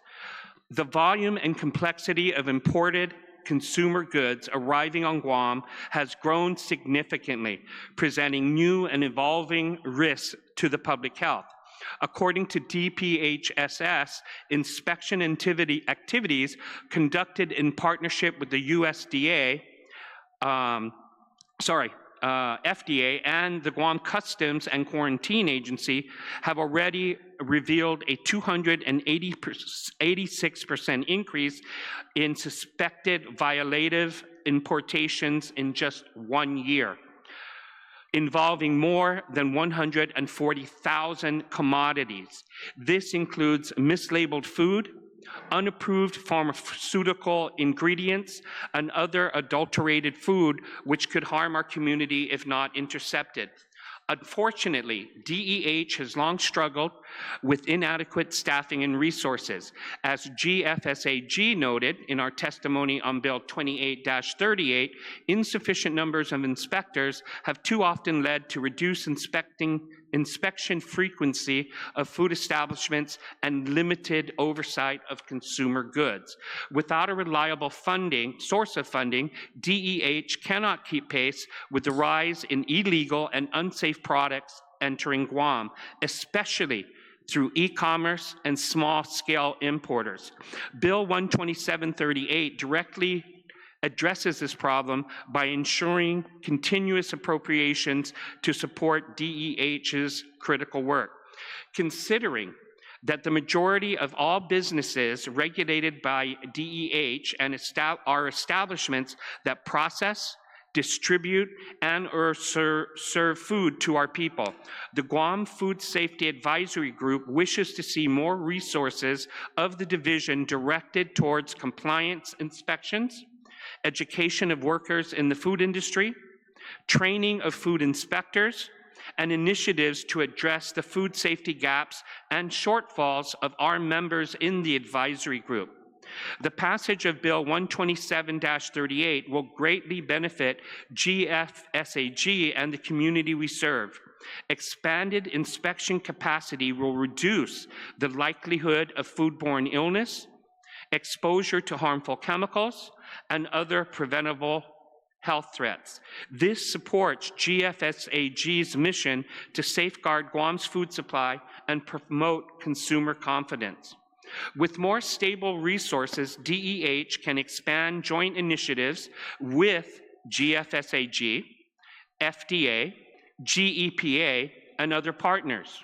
Reliable funding will allow our group to more effectively contribute through training, policy recommendations, and coordinated responses to food safety incidents. Bill 127-38 will also support consumer education campaigns of the risk of adulterated or misbranded goods. GFSAG has long advocated for stronger community outreach, and this measure will help bring that vision to reality. Food safety is not just a public health issue, it's an economic issue. Ensuring safe imports protects our restaurants, grocery stores, and local food producers from reputational and financial harm caused by contaminated or unsafe goods reaching consumers. For over 20 years, GFSAG has witnessed the following challenges faced by DPHSS in protecting Guam's food supply and consumer safety. Bill 127-38 provides a meaningful and sustainable solution by dedicating use tax revenues to inspection and enforcement activities. This is not only an investment in regulatory capacity, but also a direct investment in the health, safety, and well-being of the people of Guam. On behalf of the Guam Food Safety Advisory Group, I would urge the members of the legislature to support this bill and pass it into law. Pointing out something of personal experience, on Guam, I've had 3 decades of experience, as most of you know, which came after 15 years of experience on the US mainland. I have worked in hotels, full-service restaurants, quick food, and education, working for the Guam Community College and teaching at John F. Kennedy High School. I've also worked with the Department of Environmental Health in regards to inspecting restaurants, retail, and importers. This is vital that this be done. When we see that, or rather, we don't see DEH doing an inspection, if we don't see them for a year, 2 years, 5 years, you can imagine that it's no longer a priority within our commercial enterprise, and things get dirty, things that are unrepaired, water drips that don't get repaired, all which can contribute to foodborne illness. As a business person, we pay fees. We pay permit fees. We pay, on behalf of our employees, we pay their health cards. Some of us go so far as we pay for their TB test. Some of us, depending on exactly what we're working with, we may even have them, we pay for their physical. So to hear that if we have this dedicated funding source, that perhaps we're going to get a decrease in permit fees, a decrease in other certifications of what we have to pay. It all adds up. If I have 100 employees, if I have 500 employees, imagine places like Ross, Kmart, who end up paying for those various health cards that their employees have taken the class. A brief mention was made of the Asikuda system. I wanted to point out that with this system, and which Customs wishes to purchase and implement, that DEH would work to interface with that. So not only do we have these 2 departments and agencies which directly are responsible for all importation via air flights, via port shipping, that they'll be able to identify in advance what's coming into the island, then Customs will be able to levy the appropriate use tax. But for DEH, they can see what's coming in because they really work together. When Customs receives something that they're unsure of or that they're pretty sure of, but it's really something for DEH to handle insofar as making sure as someone from DEH is accompanying this shipment to where it's going to be destroyed, this will really be helpful. And the thing about the use tax is OPA has already stated that we are only collecting a fraction of what could be there. That's already the law. Thank you very much. Suzuz Masi. Suzuz Masi, Frank Tovis for your testimony on behalf of the Food Safety Group. We also received testimony from Calvin Johannes, who's the president of the Northern Pacific Environmental Health Association, who also provided written testimony in support of the bill. So this time I'm going to recognize my colleagues for any questions to the panel, including those that are on the state side. Senator Tiedeque, if you have any questions. Thank you, Madam Chair, for the opportunity, and thank you so much for being here today. Frank, it's always good to see you. We go back, way back, and especially when it comes to restaurants, I'm an eater, you know. Wherever you're going, I usually try to patronize. You always make sure that the standards in your restaurant is at its very best. You know, so your testimony today means very much, because I know you're very hardcore when it comes to cleanliness, you know, of the restaurant, and definitely customer service at the same time. So with regards to public health, you know, the funding, you know that the funding has been separate with, actually the funding right now goes to 2 other agencies, I believe, Agriculture's and Department of Public Works, 3 actually, and Guam Environmental Protection Agency right now. So now the initiative is to take 20% of the portion to give it to not only public health, but also DOE that's here as well. And I think it's justly so, but we found that, you know, the use tax, and I know Senator Sabina and I had, when we first came back into the legislature, and I think it was in the 35th, if I'm not mistaken, or we went up to the airport to see how the process is and how much funding is really captured, and the barriers that they have between revenue tax, collecting it, and customs, and through the airport. And how the process is where you actually don't have to pay the use tax when you pick up your product. You just get a paper saying that don't forget to go to revenue tax to pay your taxes. And a lot of times people skip out on that or don't do it. So we've been trying to find a process that can really capture this funding. I think it's truly important. I think it was, you said when somebody in their testimony, the first gentleman said in their testimony that, you know, the cost of damage that happens when you don't make that effort to inspect areas that can cause severe, you know, illness or even death if it's not cut in time. So I was hoping we would have Tom here as well, and I know that you're very capable, but you testified in your personal capacity, correct? Yes, Senator. Okay, is there a reason why public health is not here?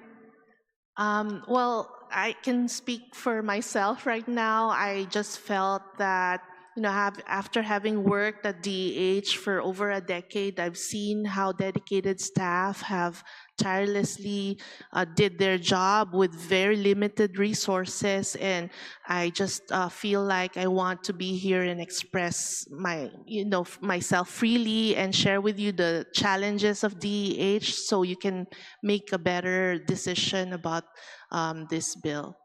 Well, my hat is off to you. I like a person who, you know, no matter what, you're here for the people. You want to testify on your behalf without, you know, that hindrance of the administration telling you not to, or your workplace, because, you know, it's just, thank you for your courage for coming up here and testifying. I'm sure you took some leave to be here and things like that. Yes, but I do recommend too as well to reach out. You know, I mean, you're advocating to us senators, reach out to Therese Areola, the director, as well as Tom, to also encourage them to provide written testimony for this legislation. I don't think there's anything wrong with it on public health side. I mean, here's money coming to you. So I'm just surprised why they're not being here today to testify, because anybody would come here for support on more funding, especially when it's lack. I don't really have any more questions. It's just mostly comments. There is a correction, though, in the legislation, I believe, from October 1st, 2025. The effective date will, just to make that slight correction, it'll be 26. So I noticed in the bill there was could be a typo, just a typo to turn it to 26. It's important to go back to them and request for a process, standing operating procedures. I'm sure you have SOPs you have in place, but with this new revenue and any new revenue you get, before you receive the funding, I think it's important that you find the game plan on how to use it, and most especially the dates in completion.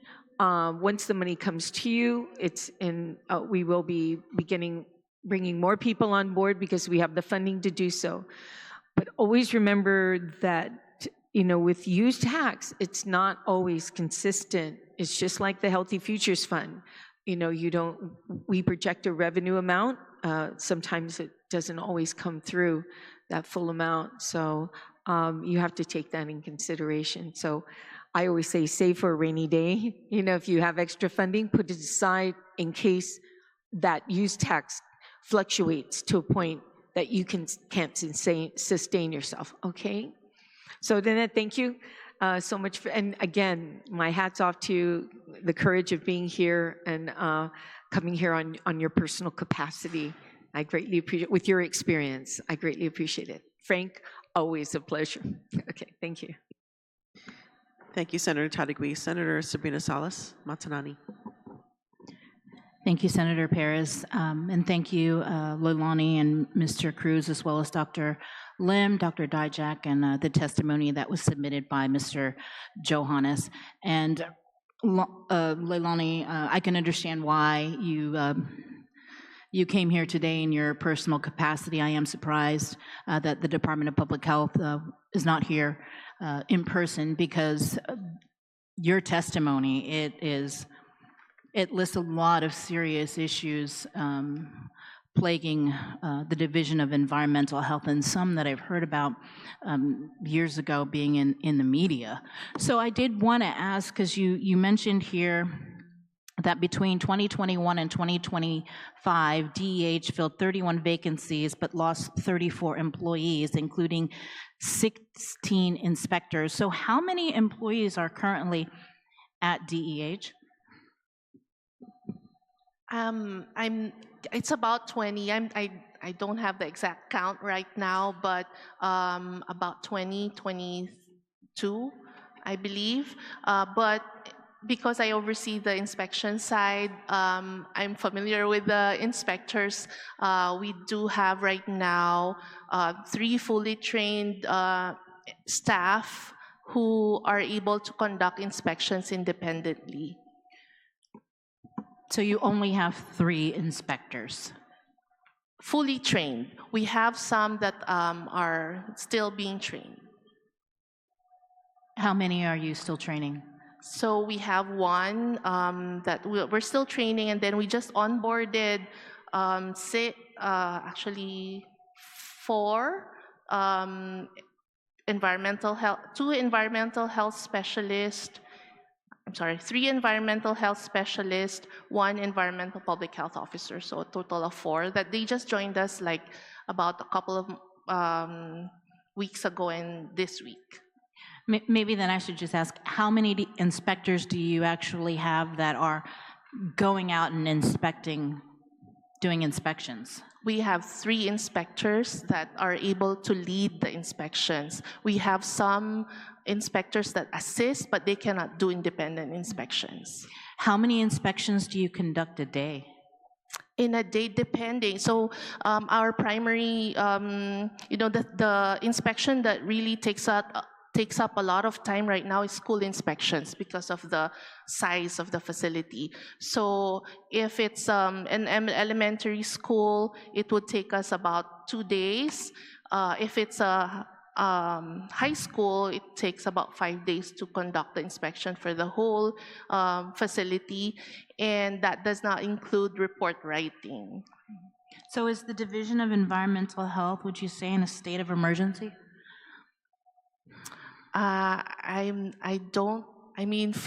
For me personally, yes, but of course that will have to come from leadership. Yeah. Frank, would you say the Division of Environmental Health is in a state of emergency?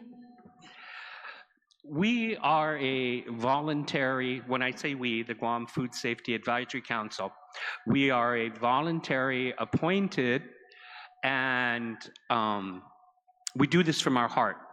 We meet on a quarterly basis. I'm sorry, I'm just prefacing this because this is our relationship with DEH. We support their efforts.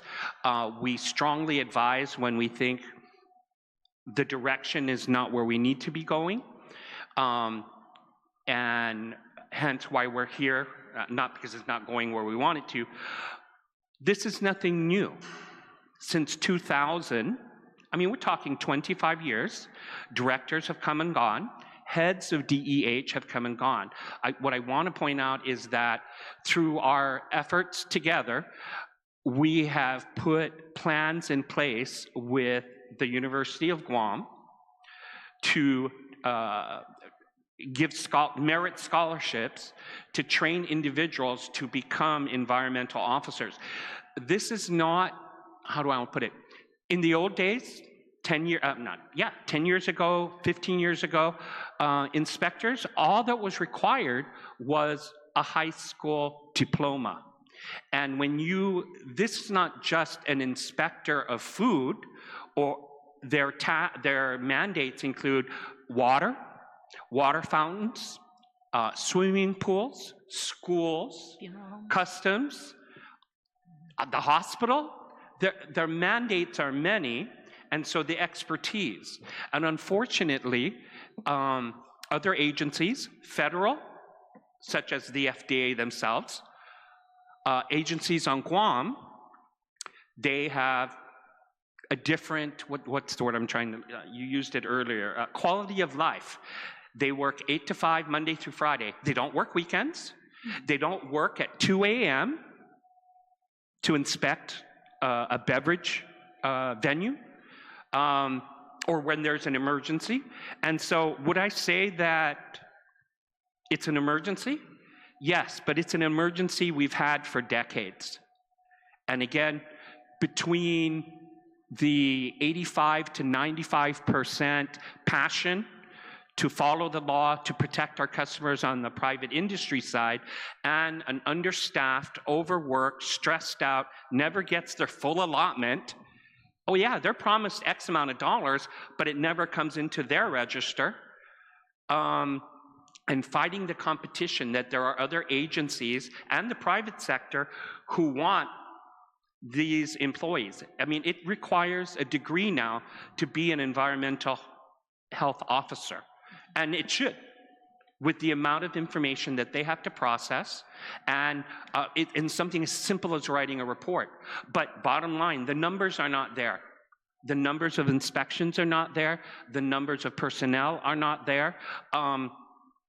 As she mentioned in her seeing is, vehicles that don't work. But even 25 years ago, I remember being a ride-along with inspectors, because I would teach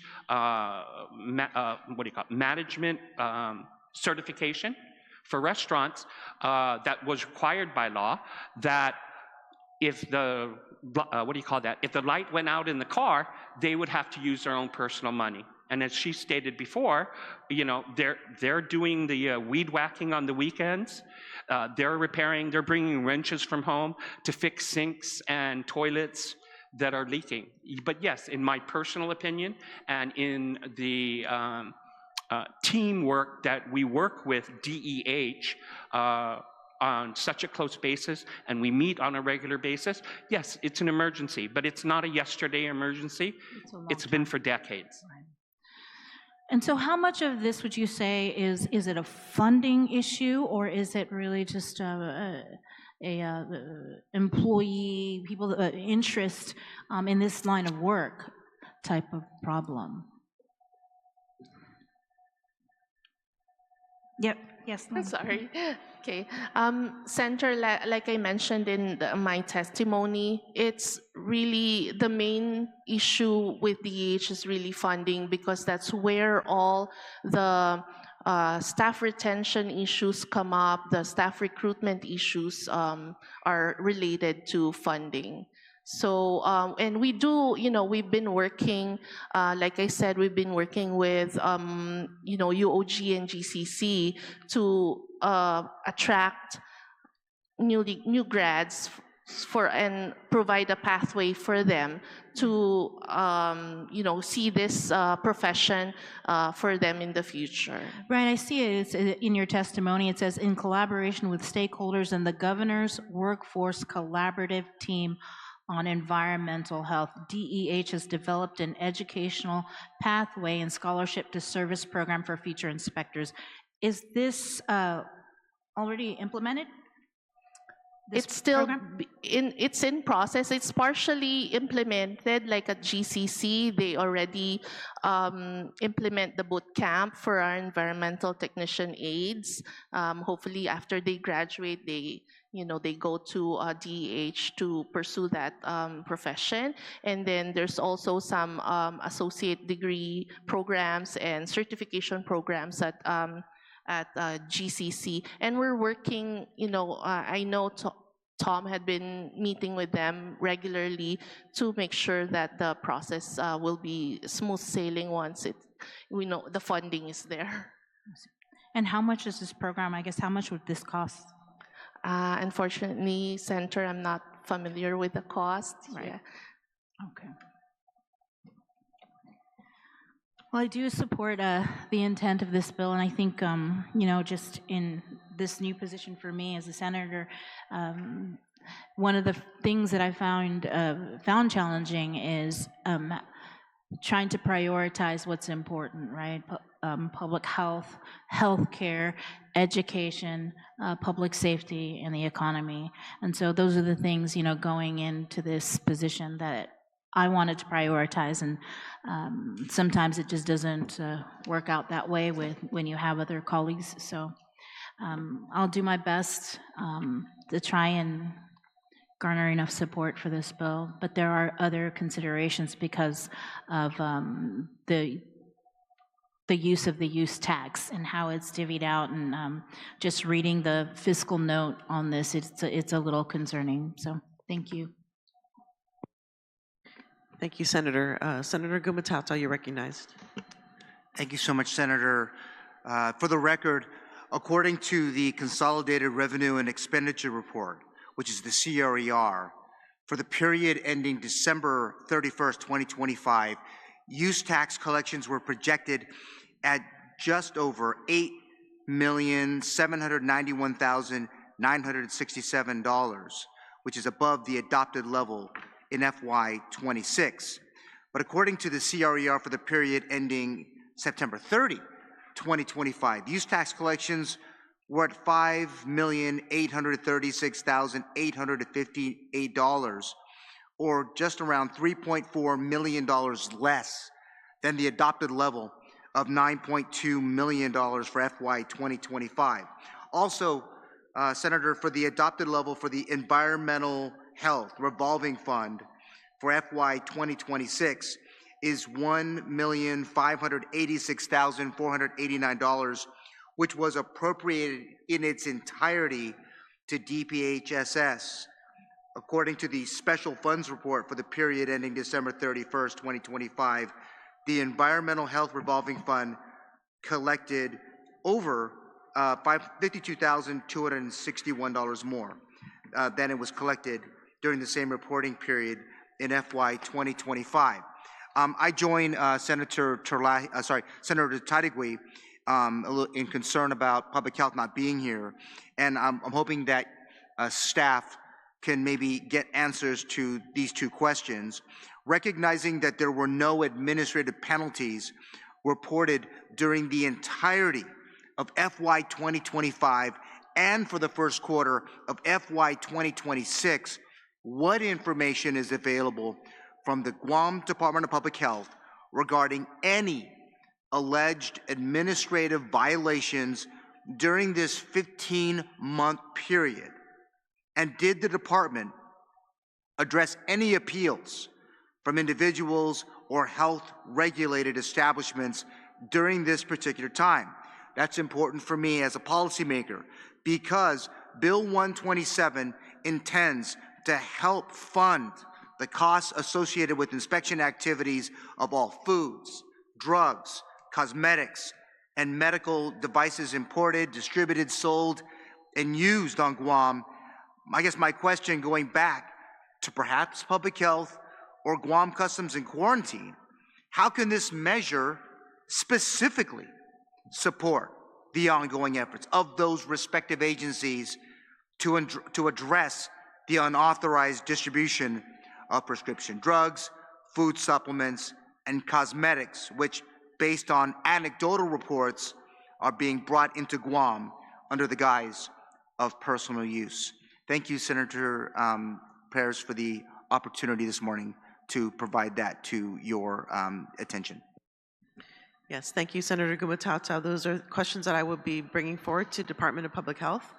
I think it's also important to have some sort of metrics. So whenever there's funding request, and I believe that in this particular bill, there is a requirement for the director to submit an annual detailed budget to the legislature. I know in your testimony you wanted to delete that, but considering, I think it might be still important to keep that in as a safeguard to ensure the monies are being used appropriately. And I think within that budget, we should be able to see what is being funded. For instance, how many inspections, the violations identified, response times, really provide this tracking mechanism, as well as what type of support is given to small businesses to assist them, especially the small business, small volume importers, any contingency plans. And the other thing that my colleague mentioned is perhaps, looking at the fees. Of course, nobody likes to increase fees or fines, but if we don't provide the supplemental funding, that may be something that DEH would have to look at, considering the expansion of regulatory responsibilities. We definitely hear the need is great, even to the point where my colleague asked the question: Is this a emergency that needs to be addressed? And considering the testimony provided here today, it appears that it is, that we need to really pay attention to this division. Again, like I said, public health's tenet is that they have to, they're involved in prevention, and so the less we hear from them, the more successful they are, supposedly, right? But once we hear of the foodborne illness outbreaks, then we've really lost that opportunity to do the work that DEH is meant to do for our community. So we'll definitely look forward to the markup meeting for this, and hopefully strengthen the bill to not only provide funding, but to do it so in a transparent and accountable way.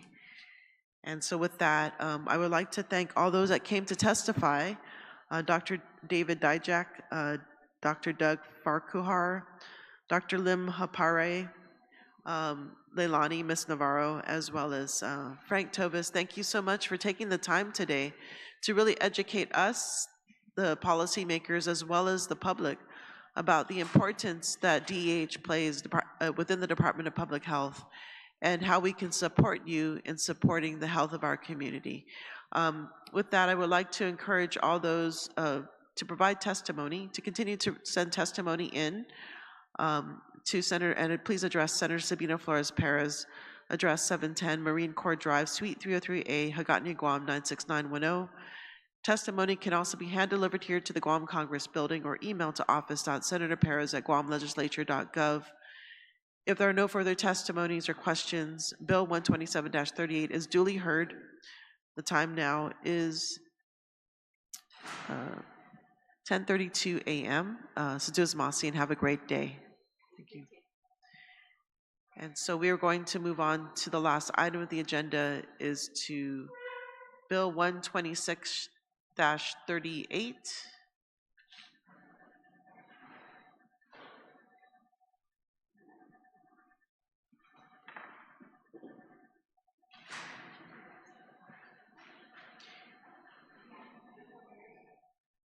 And if we can have the superintendent, thank you so much, Superintendent, for your patience.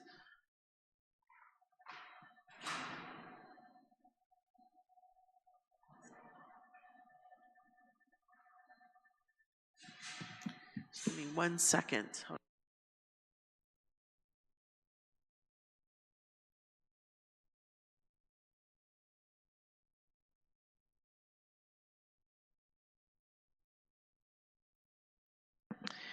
Okay, so now we begin our agenda. The time is now not 10:33 a.m. And we will now receive public testimony on Bill number 126-38 COR, sponsored by Senators Sabina Flores Perez, Chris Barnett, Shelley V. Calvo, Teresa M. Terlahi. It's an act to add a new section 28112D of Chapter 28, Title 11 Guam Code annotated relative to educational advancement and providing safe learning environments for our youth. I'd like to recognize my colleague, Senator Tadalo Taitagui, Senator Sean Gumatauta. Thank you for joining me. To start with a brief introduction, Bill 126-38 is a timely measure considering the looming expiration of ARPA funds for critical capital improvement projects needed to meet sanitary requirements and to ensure safe learning environments for our students, teachers, administrators, and the GDOE community at large. Bill 126-38 proposes to dedicate the remaining 20% of use tax collected to GDOE to ensure that we continue on a regular maintenance and continual improvement trajectory versus regressing to the days of deferred maintenance that got us in trouble in the first place. Bill 126-38 also aims to support early childhood initiatives and other curriculum needs of GDOE. Dr. Dana Suskin, who has been attributed to have coined the term 30 million word gap, identified that children from literate poor households who are not provided resources and tools to promote early childhood development are not school ready compared to those from literate rich households. This further can impact a key point in their literary development, which is in which a child changes from learning to read to reading to learn. Bill 126-38 aims to invest in early childhood education, which is one of the most effective ways to improve long-term educational outcomes to help bridge this gap by supporting programs aligned with the comprehensive models such as Head Start that encompasses cognitive, motor, social-emotional development of a child in partnership with parents. GDOE can bridge this gap for many of the student population. This measure strengthens early learning opportunities for Guam's youngest residents and provides them with the tools they need to thrive from the start. Additional funding for instructional materials and curriculum can help GDOE meet evolving educational standards and ensure classrooms are equipped with updated resources that can enhance teaching and learning across all grade levels. I want to thank my colleagues, Senators Chris Barnett, Shelley V. Calvo, and Teresa Terlahi for their support and look forward to the support of my colleagues, and I also look forward to the testimony here today. So now I'd like to recognize Superintendent Wampat for your testimony.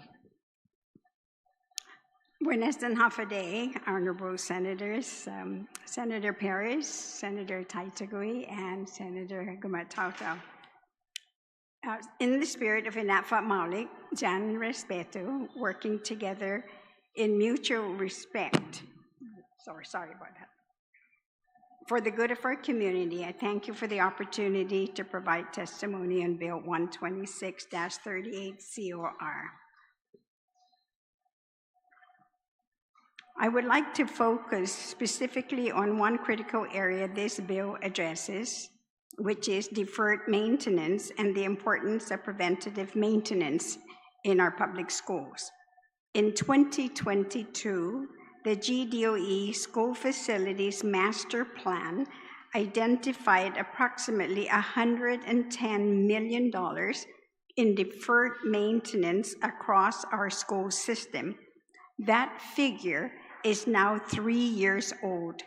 We know with certainty that the actual amount today is higher. Deferred maintenance does not stay flat. It compounds, including ADA compliance.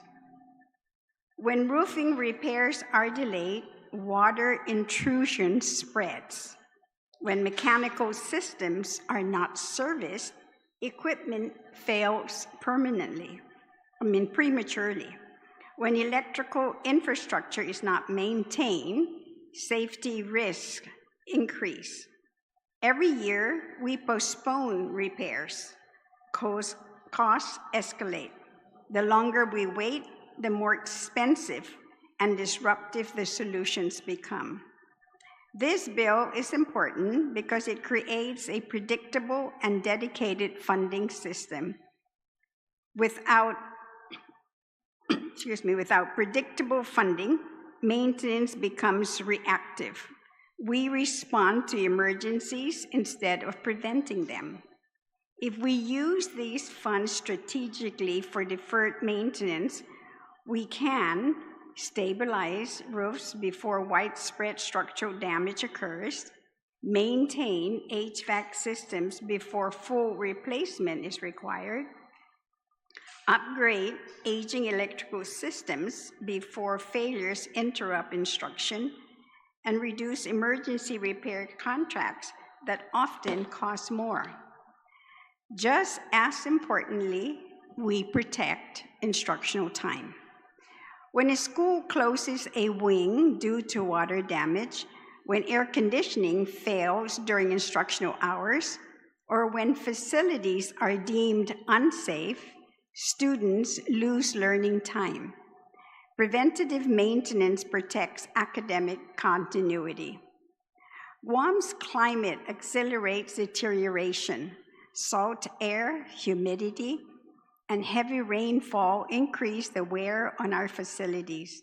If we do not establish consistent maintenance cycles now, the deferred maintenance backlog will continue to grow beyond our ability to manage it.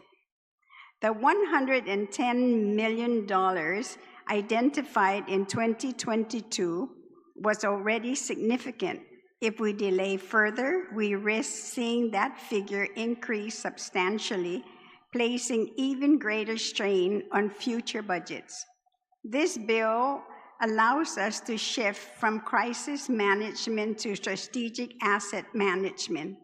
By dedicating 20% of use tax revenues to GDOE and ensuring timely allocation, the legislature provides the stability necessary to implement long-term preventive maintenance planning. Safe learning environments are not optional. They are foundational to educational advancement. For these reasons, I respectfully urge passage of this measure and encourage prioritizing deferred maintenance as a primary use of these funds. On the other language in the bill, I respectfully submit this testimony in opposition to the measure, particularly as it relates to early childhood development aligned with Head Start and its potential impact on federally funded education and mental health programs. While the intent of the bill to dedicate 20% of the use tax revenues to support capital improvement, early childhood development aligned with Head Start, and curriculum needs to the Guam Department of Education is commendable. The structure and language of this measure present serious risk of federal supplanting violations that would jeopardize millions of dollars in federal funding currently supporting Guam's most vulnerable children and families. The bill specifically appropriates funds for, and I quote, early childhood development aligned with Head Start, end of quote. This language creates a significant compliance concern. The federal Head Start program strictly prohibits supplanting, meaning local funds cannot replace federal funds, and federal funds cannot replace local obligations. If the expansion of locally funded early childhood programs under this measure overlaps or shifts responsibilities that are currently supported by the federal Head Start funds, federal authorities may determine that Guam is supplanting funds. The financial risk is substantial. The Head Start program represents approximately $5 million annually. In addition, Guam receives federal support under the Personal Responsibility Education Program, PREP, amounting to approximately $250,000, which supports education designed to reduce teenage pregnancy and sexually transmitted infections. Furthermore, mental health services support under consolidated federal grants a total of approximately $1.69 million. Collectively, these programs represent nearly $6.94 million in federal funding that could be placed at risk if supplanting or compliance violations are identified. The risk to Head Start is particularly alarming. Guam is already at risk due to the implementation of universal pre-K and GATE pre-K laws. The expansion of universal pre-K and GATE pre-K programs aligning with Head Start model may unintentionally create duplication of services or shift the funding structure in a manner that federal reviewers could interpret as supplanting. Compounding this concern is the fact that Head Start is currently not meeting its enrollment requirements. Federal law requires funded enrollment slots to be filled. If enrollment declines further due to expanded local pre-kindergarten programs drawing eligible children away from Head Start, Guam could face funding reductions or even program termination. Head Start is not simply a pre-kindergarten classroom program. It is a comprehensive child development program that includes health screening, nutrition services, family engagement, disability services, and social emotional support. Head Start also offers early interventions for families with children from 0 to 3 years old. The loss of this program would disproportionately impact low-income families who rely on these wraparound services. Similarly, PrEP and SRE programs provide structured, federally guided instructions to reduce teenage pregnancies and STIs. Any restructuring of curriculum funding under this bill that conflicts with federal program requirements, reporting standards, or content guidelines could trigger non-compliance findings. These are prevention programs designed to protect Guam's youth and reduce long-term social and healthcare costs. Their loss would be both financially and socially detrimental. The $1.69 million in federally funded mental health services under consolidated grants is also vulnerable. If use tax revenues are used to fund overlapping services without careful delineation of responsibilities, Guam risks federal audit findings that could result in repayment obligations or funding suspension. At a time when student mental health needs are increasing, we cannot afford instability in these services. Although the bill seeks to create a reliable and predictable funding stream for education, federal funds are governed by strict supplement, not supplant provisions and maintenance of effort requirements.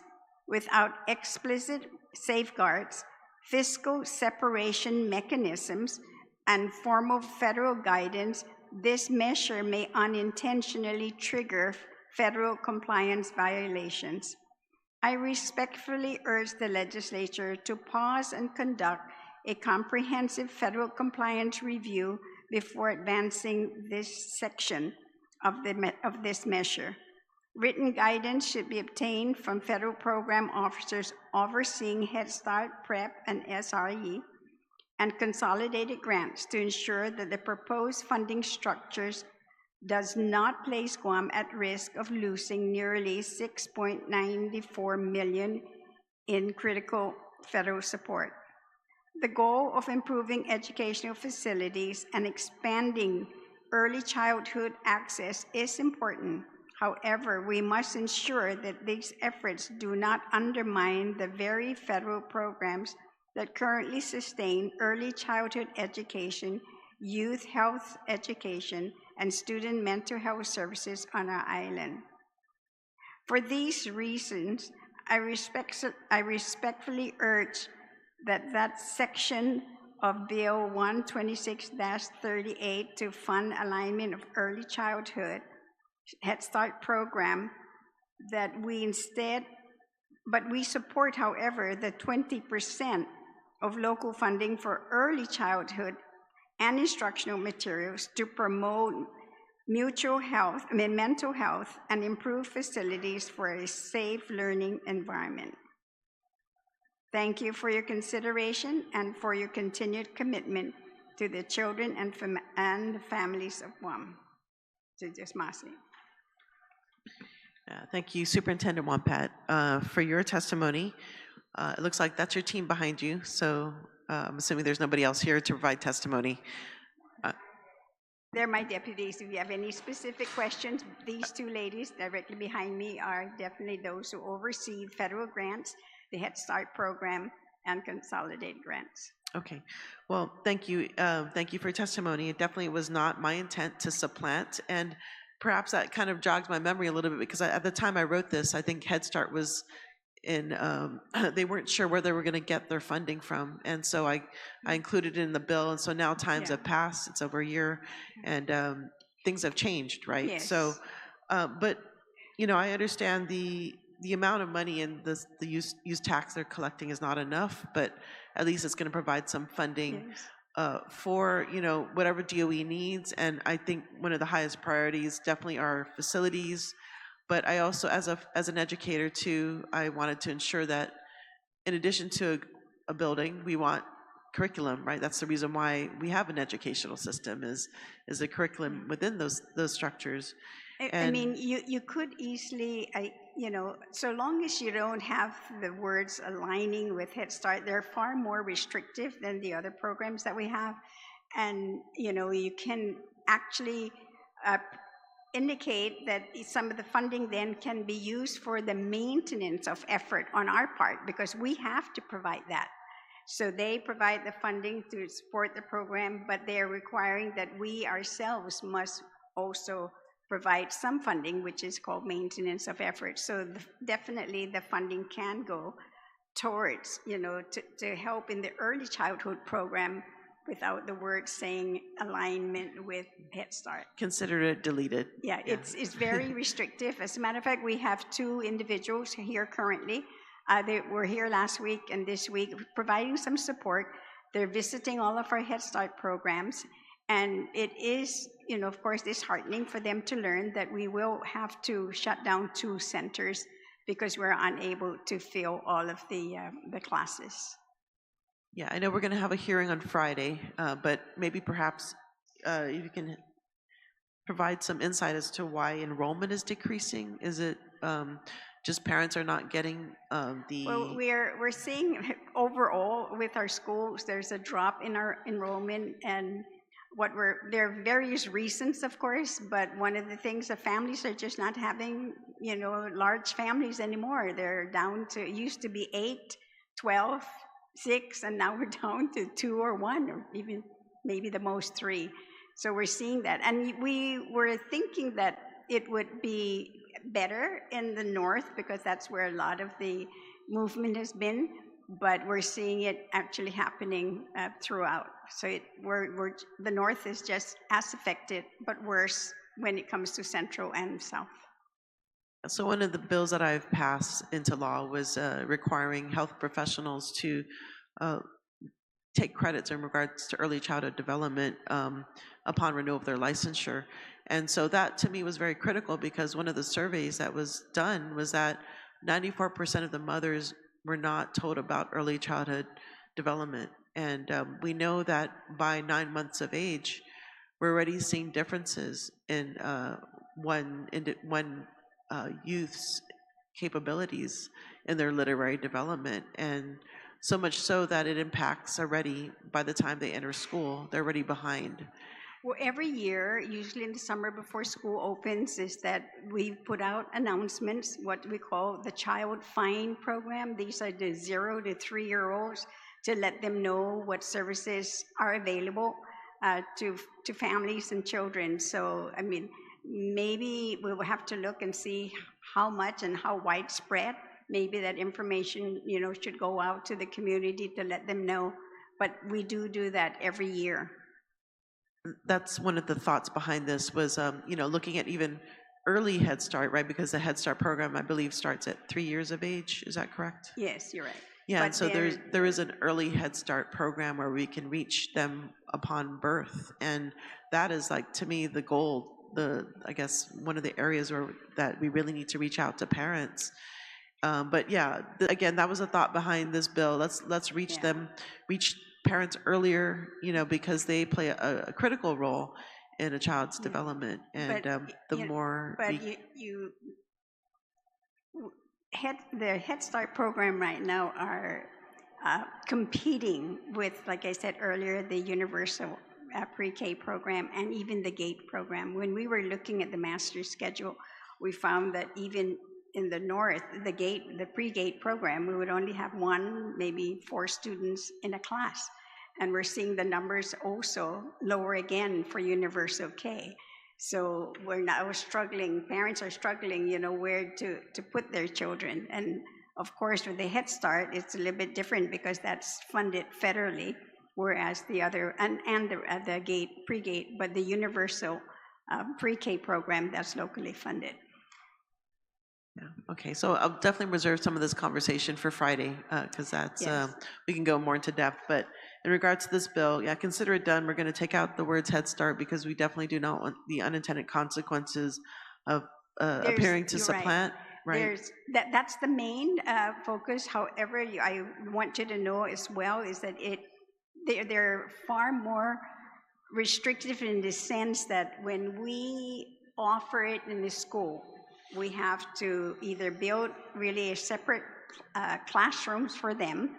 It has to be gated, fenced. Their equipment, playground equipment is also separate. Restrooms are separate. I mean, and there's monitoring all the time of, their facilities. And the adult-child ratio is much lower as well. And very, how should I say, the background investigation are also very strict of every adult in that program, and also, of course, certain requirement of educational courses that they must take to be qualified to work with children under the Head Start program versus any other programs that, we currently have. Okay, and just technical issues with the testimony you provided. There are 2 sets, so I don't know if you wanted to resubmit or you're comfortable with this because when it says opposition and when it says support. So well, primarily only because of the alignment to the Head Start program, but overall, of course, we do support, the bill, the funding source, and if the funding source, at least for the program itself, could be used for the maintenance of effort. Yeah, perhaps if you can just resubmit just to clarify. Okay. Yes. Okay. And I think again the effective date of the act was 2025. That was because when we introduced it, it was in February of last year. So we'll definitely change that, hopefully with the support of my colleagues. But yeah, to me, it's very clear, Department of Education needs dedicated funding in order to plan, right? To plan properly, especially with the, maintenance. We want to make sure we don't revert back to those days of deferred maintenance. But also look for transformational opportunities when it comes to literacy and with early childhood development. So at this time, I would like to recognize Senator Taitigui for any questions or comments. Thank you, Madam Chair. It's actually quite nice to say, Madam Chair, now that we're a majority doing all these committee meetings and, being the chair, it's a lot of work. So it's kind of refreshing to see Senator Paris come back to this state right now and be the one to just appreciate the work that she puts out. And I want to call you speaker because we served when you were speaker, had the opportunity to work with you.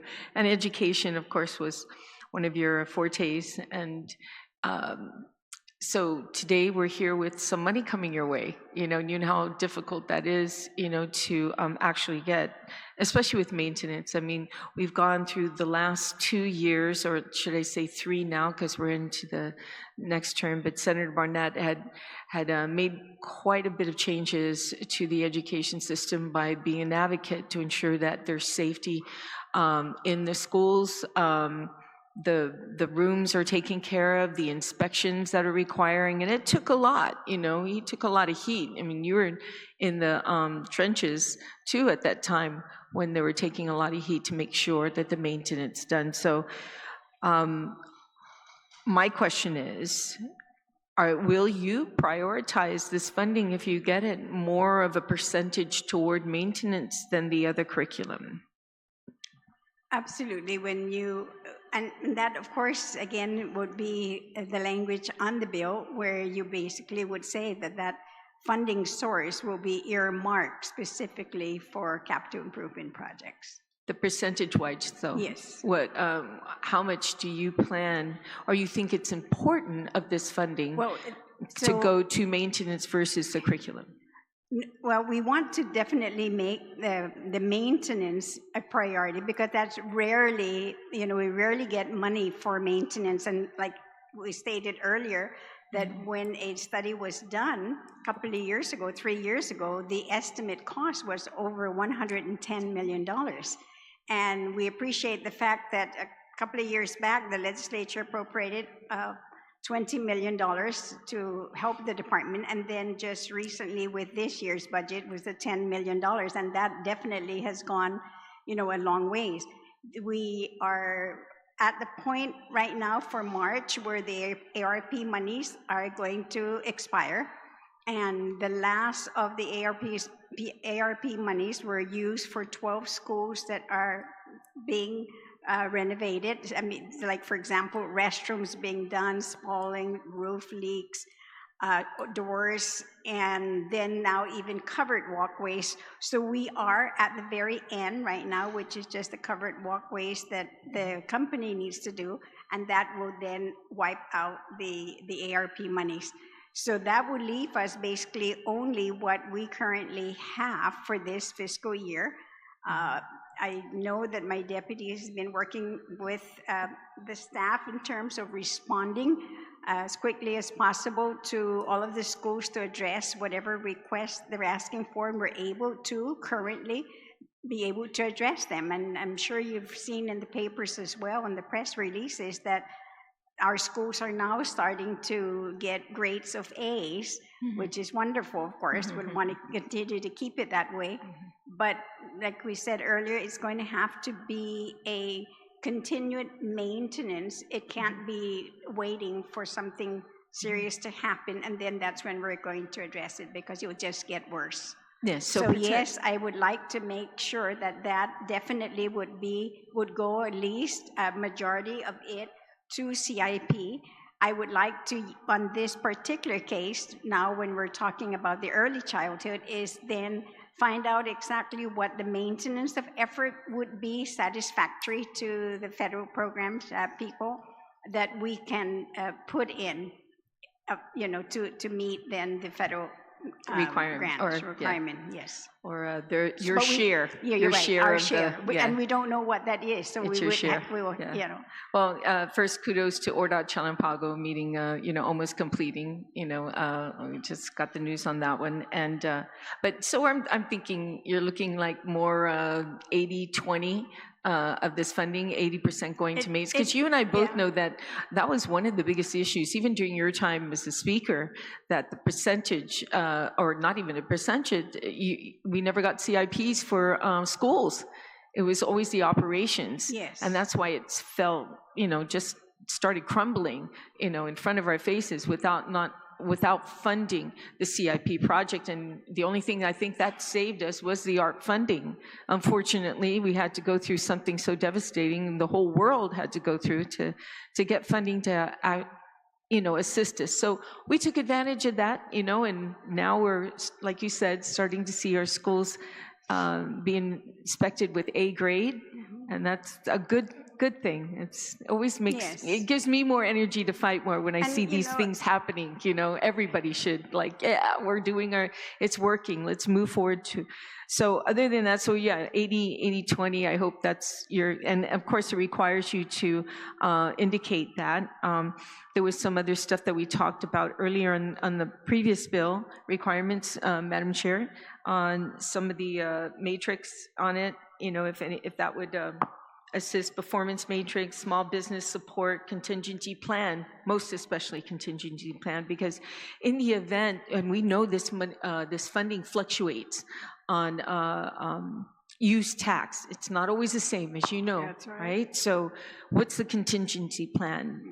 Are you going to put some of that, maybe 80-15, and the other 5% is saved for a rainy day in case, the fluctuation of funds from use tax doesn't come in. Public reporting, letting us know. One thing I think people feel when they're paying their taxes, they don't know where it's going. They just, here I am paying taxes and it's tax time, right? But when they know they're paying taxes that's actually going to go to something that they feel is important, like education, like healthcare. I think people are able to swallow that pill a lot better, knowing it goes there. But a lot of times our public doesn't know where our taxes go. They think it's being squandered and wasted, on salaries or something like that. But this has a meaning behind it. So I greatly appreciate that, knowing that. Enhanced penalties for violators, that's something different on the other bill, actually. So that's just some of the requests, on this bill, other than making the changes I agree with. Funding maintenance, of course, as I mentioned, the plan put forward is important. So other than that, I thank you for being here, and your dedication to the people of Guam still continues to move forward, no matter what. So appreciate that too as well. Thank you, Madam Chair, for the opportunity, and create a great day, everybody. Thank you, Senator. Thank you so much, Senator Tadigui. Senator Gumatata, you're recognized. Thank you so much. And I didn't get a chance to see you recently, but I wanted to say, Madam Speaker, welcome back to the Guam Congress Building. And again, congratulations to you on your role now as Superintendent of Education. Again, just happy to see you. Madam or Senator, I just wanted to go back and just for the record, if I could, according to the CRER, for the period ending September 30, 2025, use tax collections were at $5,836,858, or $3,433,774 less than the adopted level of $9,270,632 for FY 2025. Guam's use tax law, specifically 11 GCA section 28112, sets aside 20% of the total use tax collected in the previous fiscal year to be appropriated to the Customs, Agriculture, and Quarantine Inspection Services Fund to cover costs with inspection activities. Another 20% of the total use tax appropriated to DPWs to help service the village roadway funds. Another separate 20% of use tax for the Guam Environmental Protection Agency's Environmental Cleanup Fund to cover costs associated with preserving Guam's natural resources. And again, just I wanted to bring that at least to here to our discussion today. With respect to the reported $3.4 million shortfall in use tax collections at the end of FY 2025, what information is available confirming the specific obligations of the Guam EPA, Department of Public Works, and Guam Customs and Quarantine Agency, which had to either be held in abeyance or covered by other funding sources during the same fiscal year? I'm hoping that at least in the markup process that we're able to get at least some of the clarification with that. To my question to our former speaker, recognizing that the OPA reported during a February 4th oversight hearing this year that GDOE had substantial unliquidated balances as of December 2025, including $12.1 million in federal funds which were at risk. Does GDOE, I know we heard it this morning, outside of what you mentioned earlier, does GDOE have any other recommendations on how the legislature can maximize use tax revenue if and when these resources become available so that non-GDOE programs that need and can spend taxpayer dollars for the public benefit can be strengthened moving forward? I do agree with the intent, by the way. Thank you very much for all that information, because I had actually was asking myself the same question. How much percentage of the use tax is going elsewhere? And when I heard that this morning, I was trying to figure out then what would we end up with, and then of course the 3 million shortfall definitely, is not going to make it. Won't be able to spread it throughout the different agencies, and they're all well worth, departments and agencies and what they do for the community. I don't want to be in that position that you're currently going to have to make that decision in terms of how you want to divvy up this percentage. I will let you know, however, of course, every little bit counts. And we're not going to say we don't appreciate it, because we really do. The lapses that we currently have, we're still getting a determination, first of all, from the feds before we can actually start to draw it down because of the 20%, learning loss that we have to address. After that, of course, plans have been already being set in terms of all basically CIP projects as much as we can, because this is a once-in-a-lifetime opportunity to have these lapses. And we can address everything else in the department, with the exception, of course, the hardest and the most expensive will be CIPs.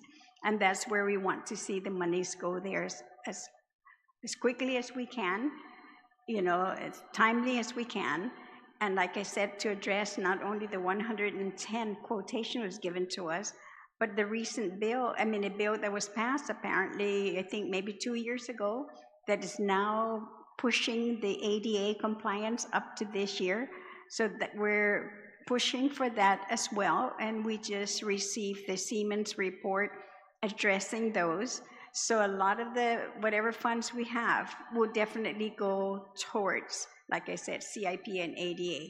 So whatever extra monies that can come to us from the use taxes, then we can use those for the continual maintenance of our schools, on a daily basis, not necessarily to go and address these big issues that I just mentioned. No, and I think while I'm not trying to throw water on the fire, if you will, just knowing that just in this fiscal year, we're seeing that kind of, or at least from the last one, a little bit of slippage, we can expect as we start to create policies that will tighten up use tax and reporting, that obviously the amounts that would, in this case, almost a majority, if not all of the use tax would already be now diverted, but 20% going to DOE. You're absolutely right. There might be other projects outside of, specifically ADA types of actions that could benefit from any infusion to include something along the lines of the use tax provision. So again, not meaning to, to bring it down, but at least in terms of realism today, that's not meaning that in the future fiscal years, as you can attest, the actual amounts of money, if we tighten up our collections and enforcement, there is really an opportunity, a really great opportunity to support GDOE. That's all I wanted to say. And again, thank you, Madam Speaker, for being with us, and thank you, Senator, for the time today. Thank you, Senator Gumatao. Yes, I know that the use tax is definitely under collected, but hopefully in the future with the automation that it would grow and support the needs of DOE. And just also there was some of my constituents also were interested in looking at they were looking at moving to LBJ, the Inetan, Fenadzac, and Chamorro, right? And they were seeking funding to move, but perhaps as their program expands, there might be some ways to utilize this funding. I don't know if that's a thought to as a potential use of the funding, in addition to early childhood education initiatives, helping to grow that immersion program within DOE. Senator, when that first came out, we did some research as well to find out specifically, what this whole program really was had started out to be. And the resolution that we've seen that the board had passed was that it was like a pilot program at the very beginning when it started, and it was supposed to be a K-5 program at PC Lohan. There was also a resolution basically saying that they would like to see the program expand to the other regions. So we have one currently, which is K-5, and then there's the 3 other regions where now what we're looking at is that do we start it, this fiscal year, depending on, of course, most importantly, is I have to look at the recruitment of Chamorro, language teachers. And if I'm going to start it in the 3 regions, then that means I'm going to need 3 teachers. We currently have 5 vacancies of Chamorro language teachers in our schools that we haven't been able to recruit. And I've been working very closely with the University of Guam with their program to see whether they're going to be able to graduate all of these students to feed into our schools. And right now, the numbers are not there. The other issue that we're looking at, of course, would be, yes, funding. 2 would be whether we're going to have the funding source to go out and renovate LBJ. But then you have to look at the feasibility and of basically having a population of 50 students in a large school that's designed for 300 students. And that school was operating at almost $3 million a year, fully functioning. The other option that, so we're researching this to find the best solution to be able to continue this program and then expand the programs in the other region, is basically making sure that we're able to identify based on the fact that all of our schools are underutilized. That means that there are available classrooms in other schools that could be made available for Fenadzac and even for the start of one in every region. So we're looking at all those. I know that we submitted our budget. We're going to rather submit our budget. We're printing all of the copies, but it's at $307 million right now, but it does not include, of course, the Fenadzac program. That would take us above that should we submit a separate budget. And even at that, there would be the passage of the budget law would not go into effect until October 1st. And although the goal is to try to get them in by this summer, it's impossible to happen. However, it could in other schools based on the availability of space. And then the cost, there will be nominal costs other than the hiring of additional teachers, because already that facility would have the full complements of a school. Okay, that seems more feasible, right? If there's an empty classroom, then rather than transfer over to an empty school. Okay, thank you for that. And I appreciate your time and your participation today. And I look forward to collaborating further. And definitely we'll send you any amendments to the bill to make sure that it's appropriate and does not, yeah, it doesn't affect any funding. So with that, I want to encourage those in the public to continue to send testimony addressed to Senator Sabina Flores Perez, 710 Marine Corps Drive, Suite 303A, Hagatna, Guam 96910. Testimony can be hand-delivered to the Guam Congress Building or emailed to office@senatorperez@guamlegislature.gov. If there are no further questions or testimonies, Bill 126-38 is duly heard, and the time now is 11:19 a.m. Saduas Masi, and have a great day.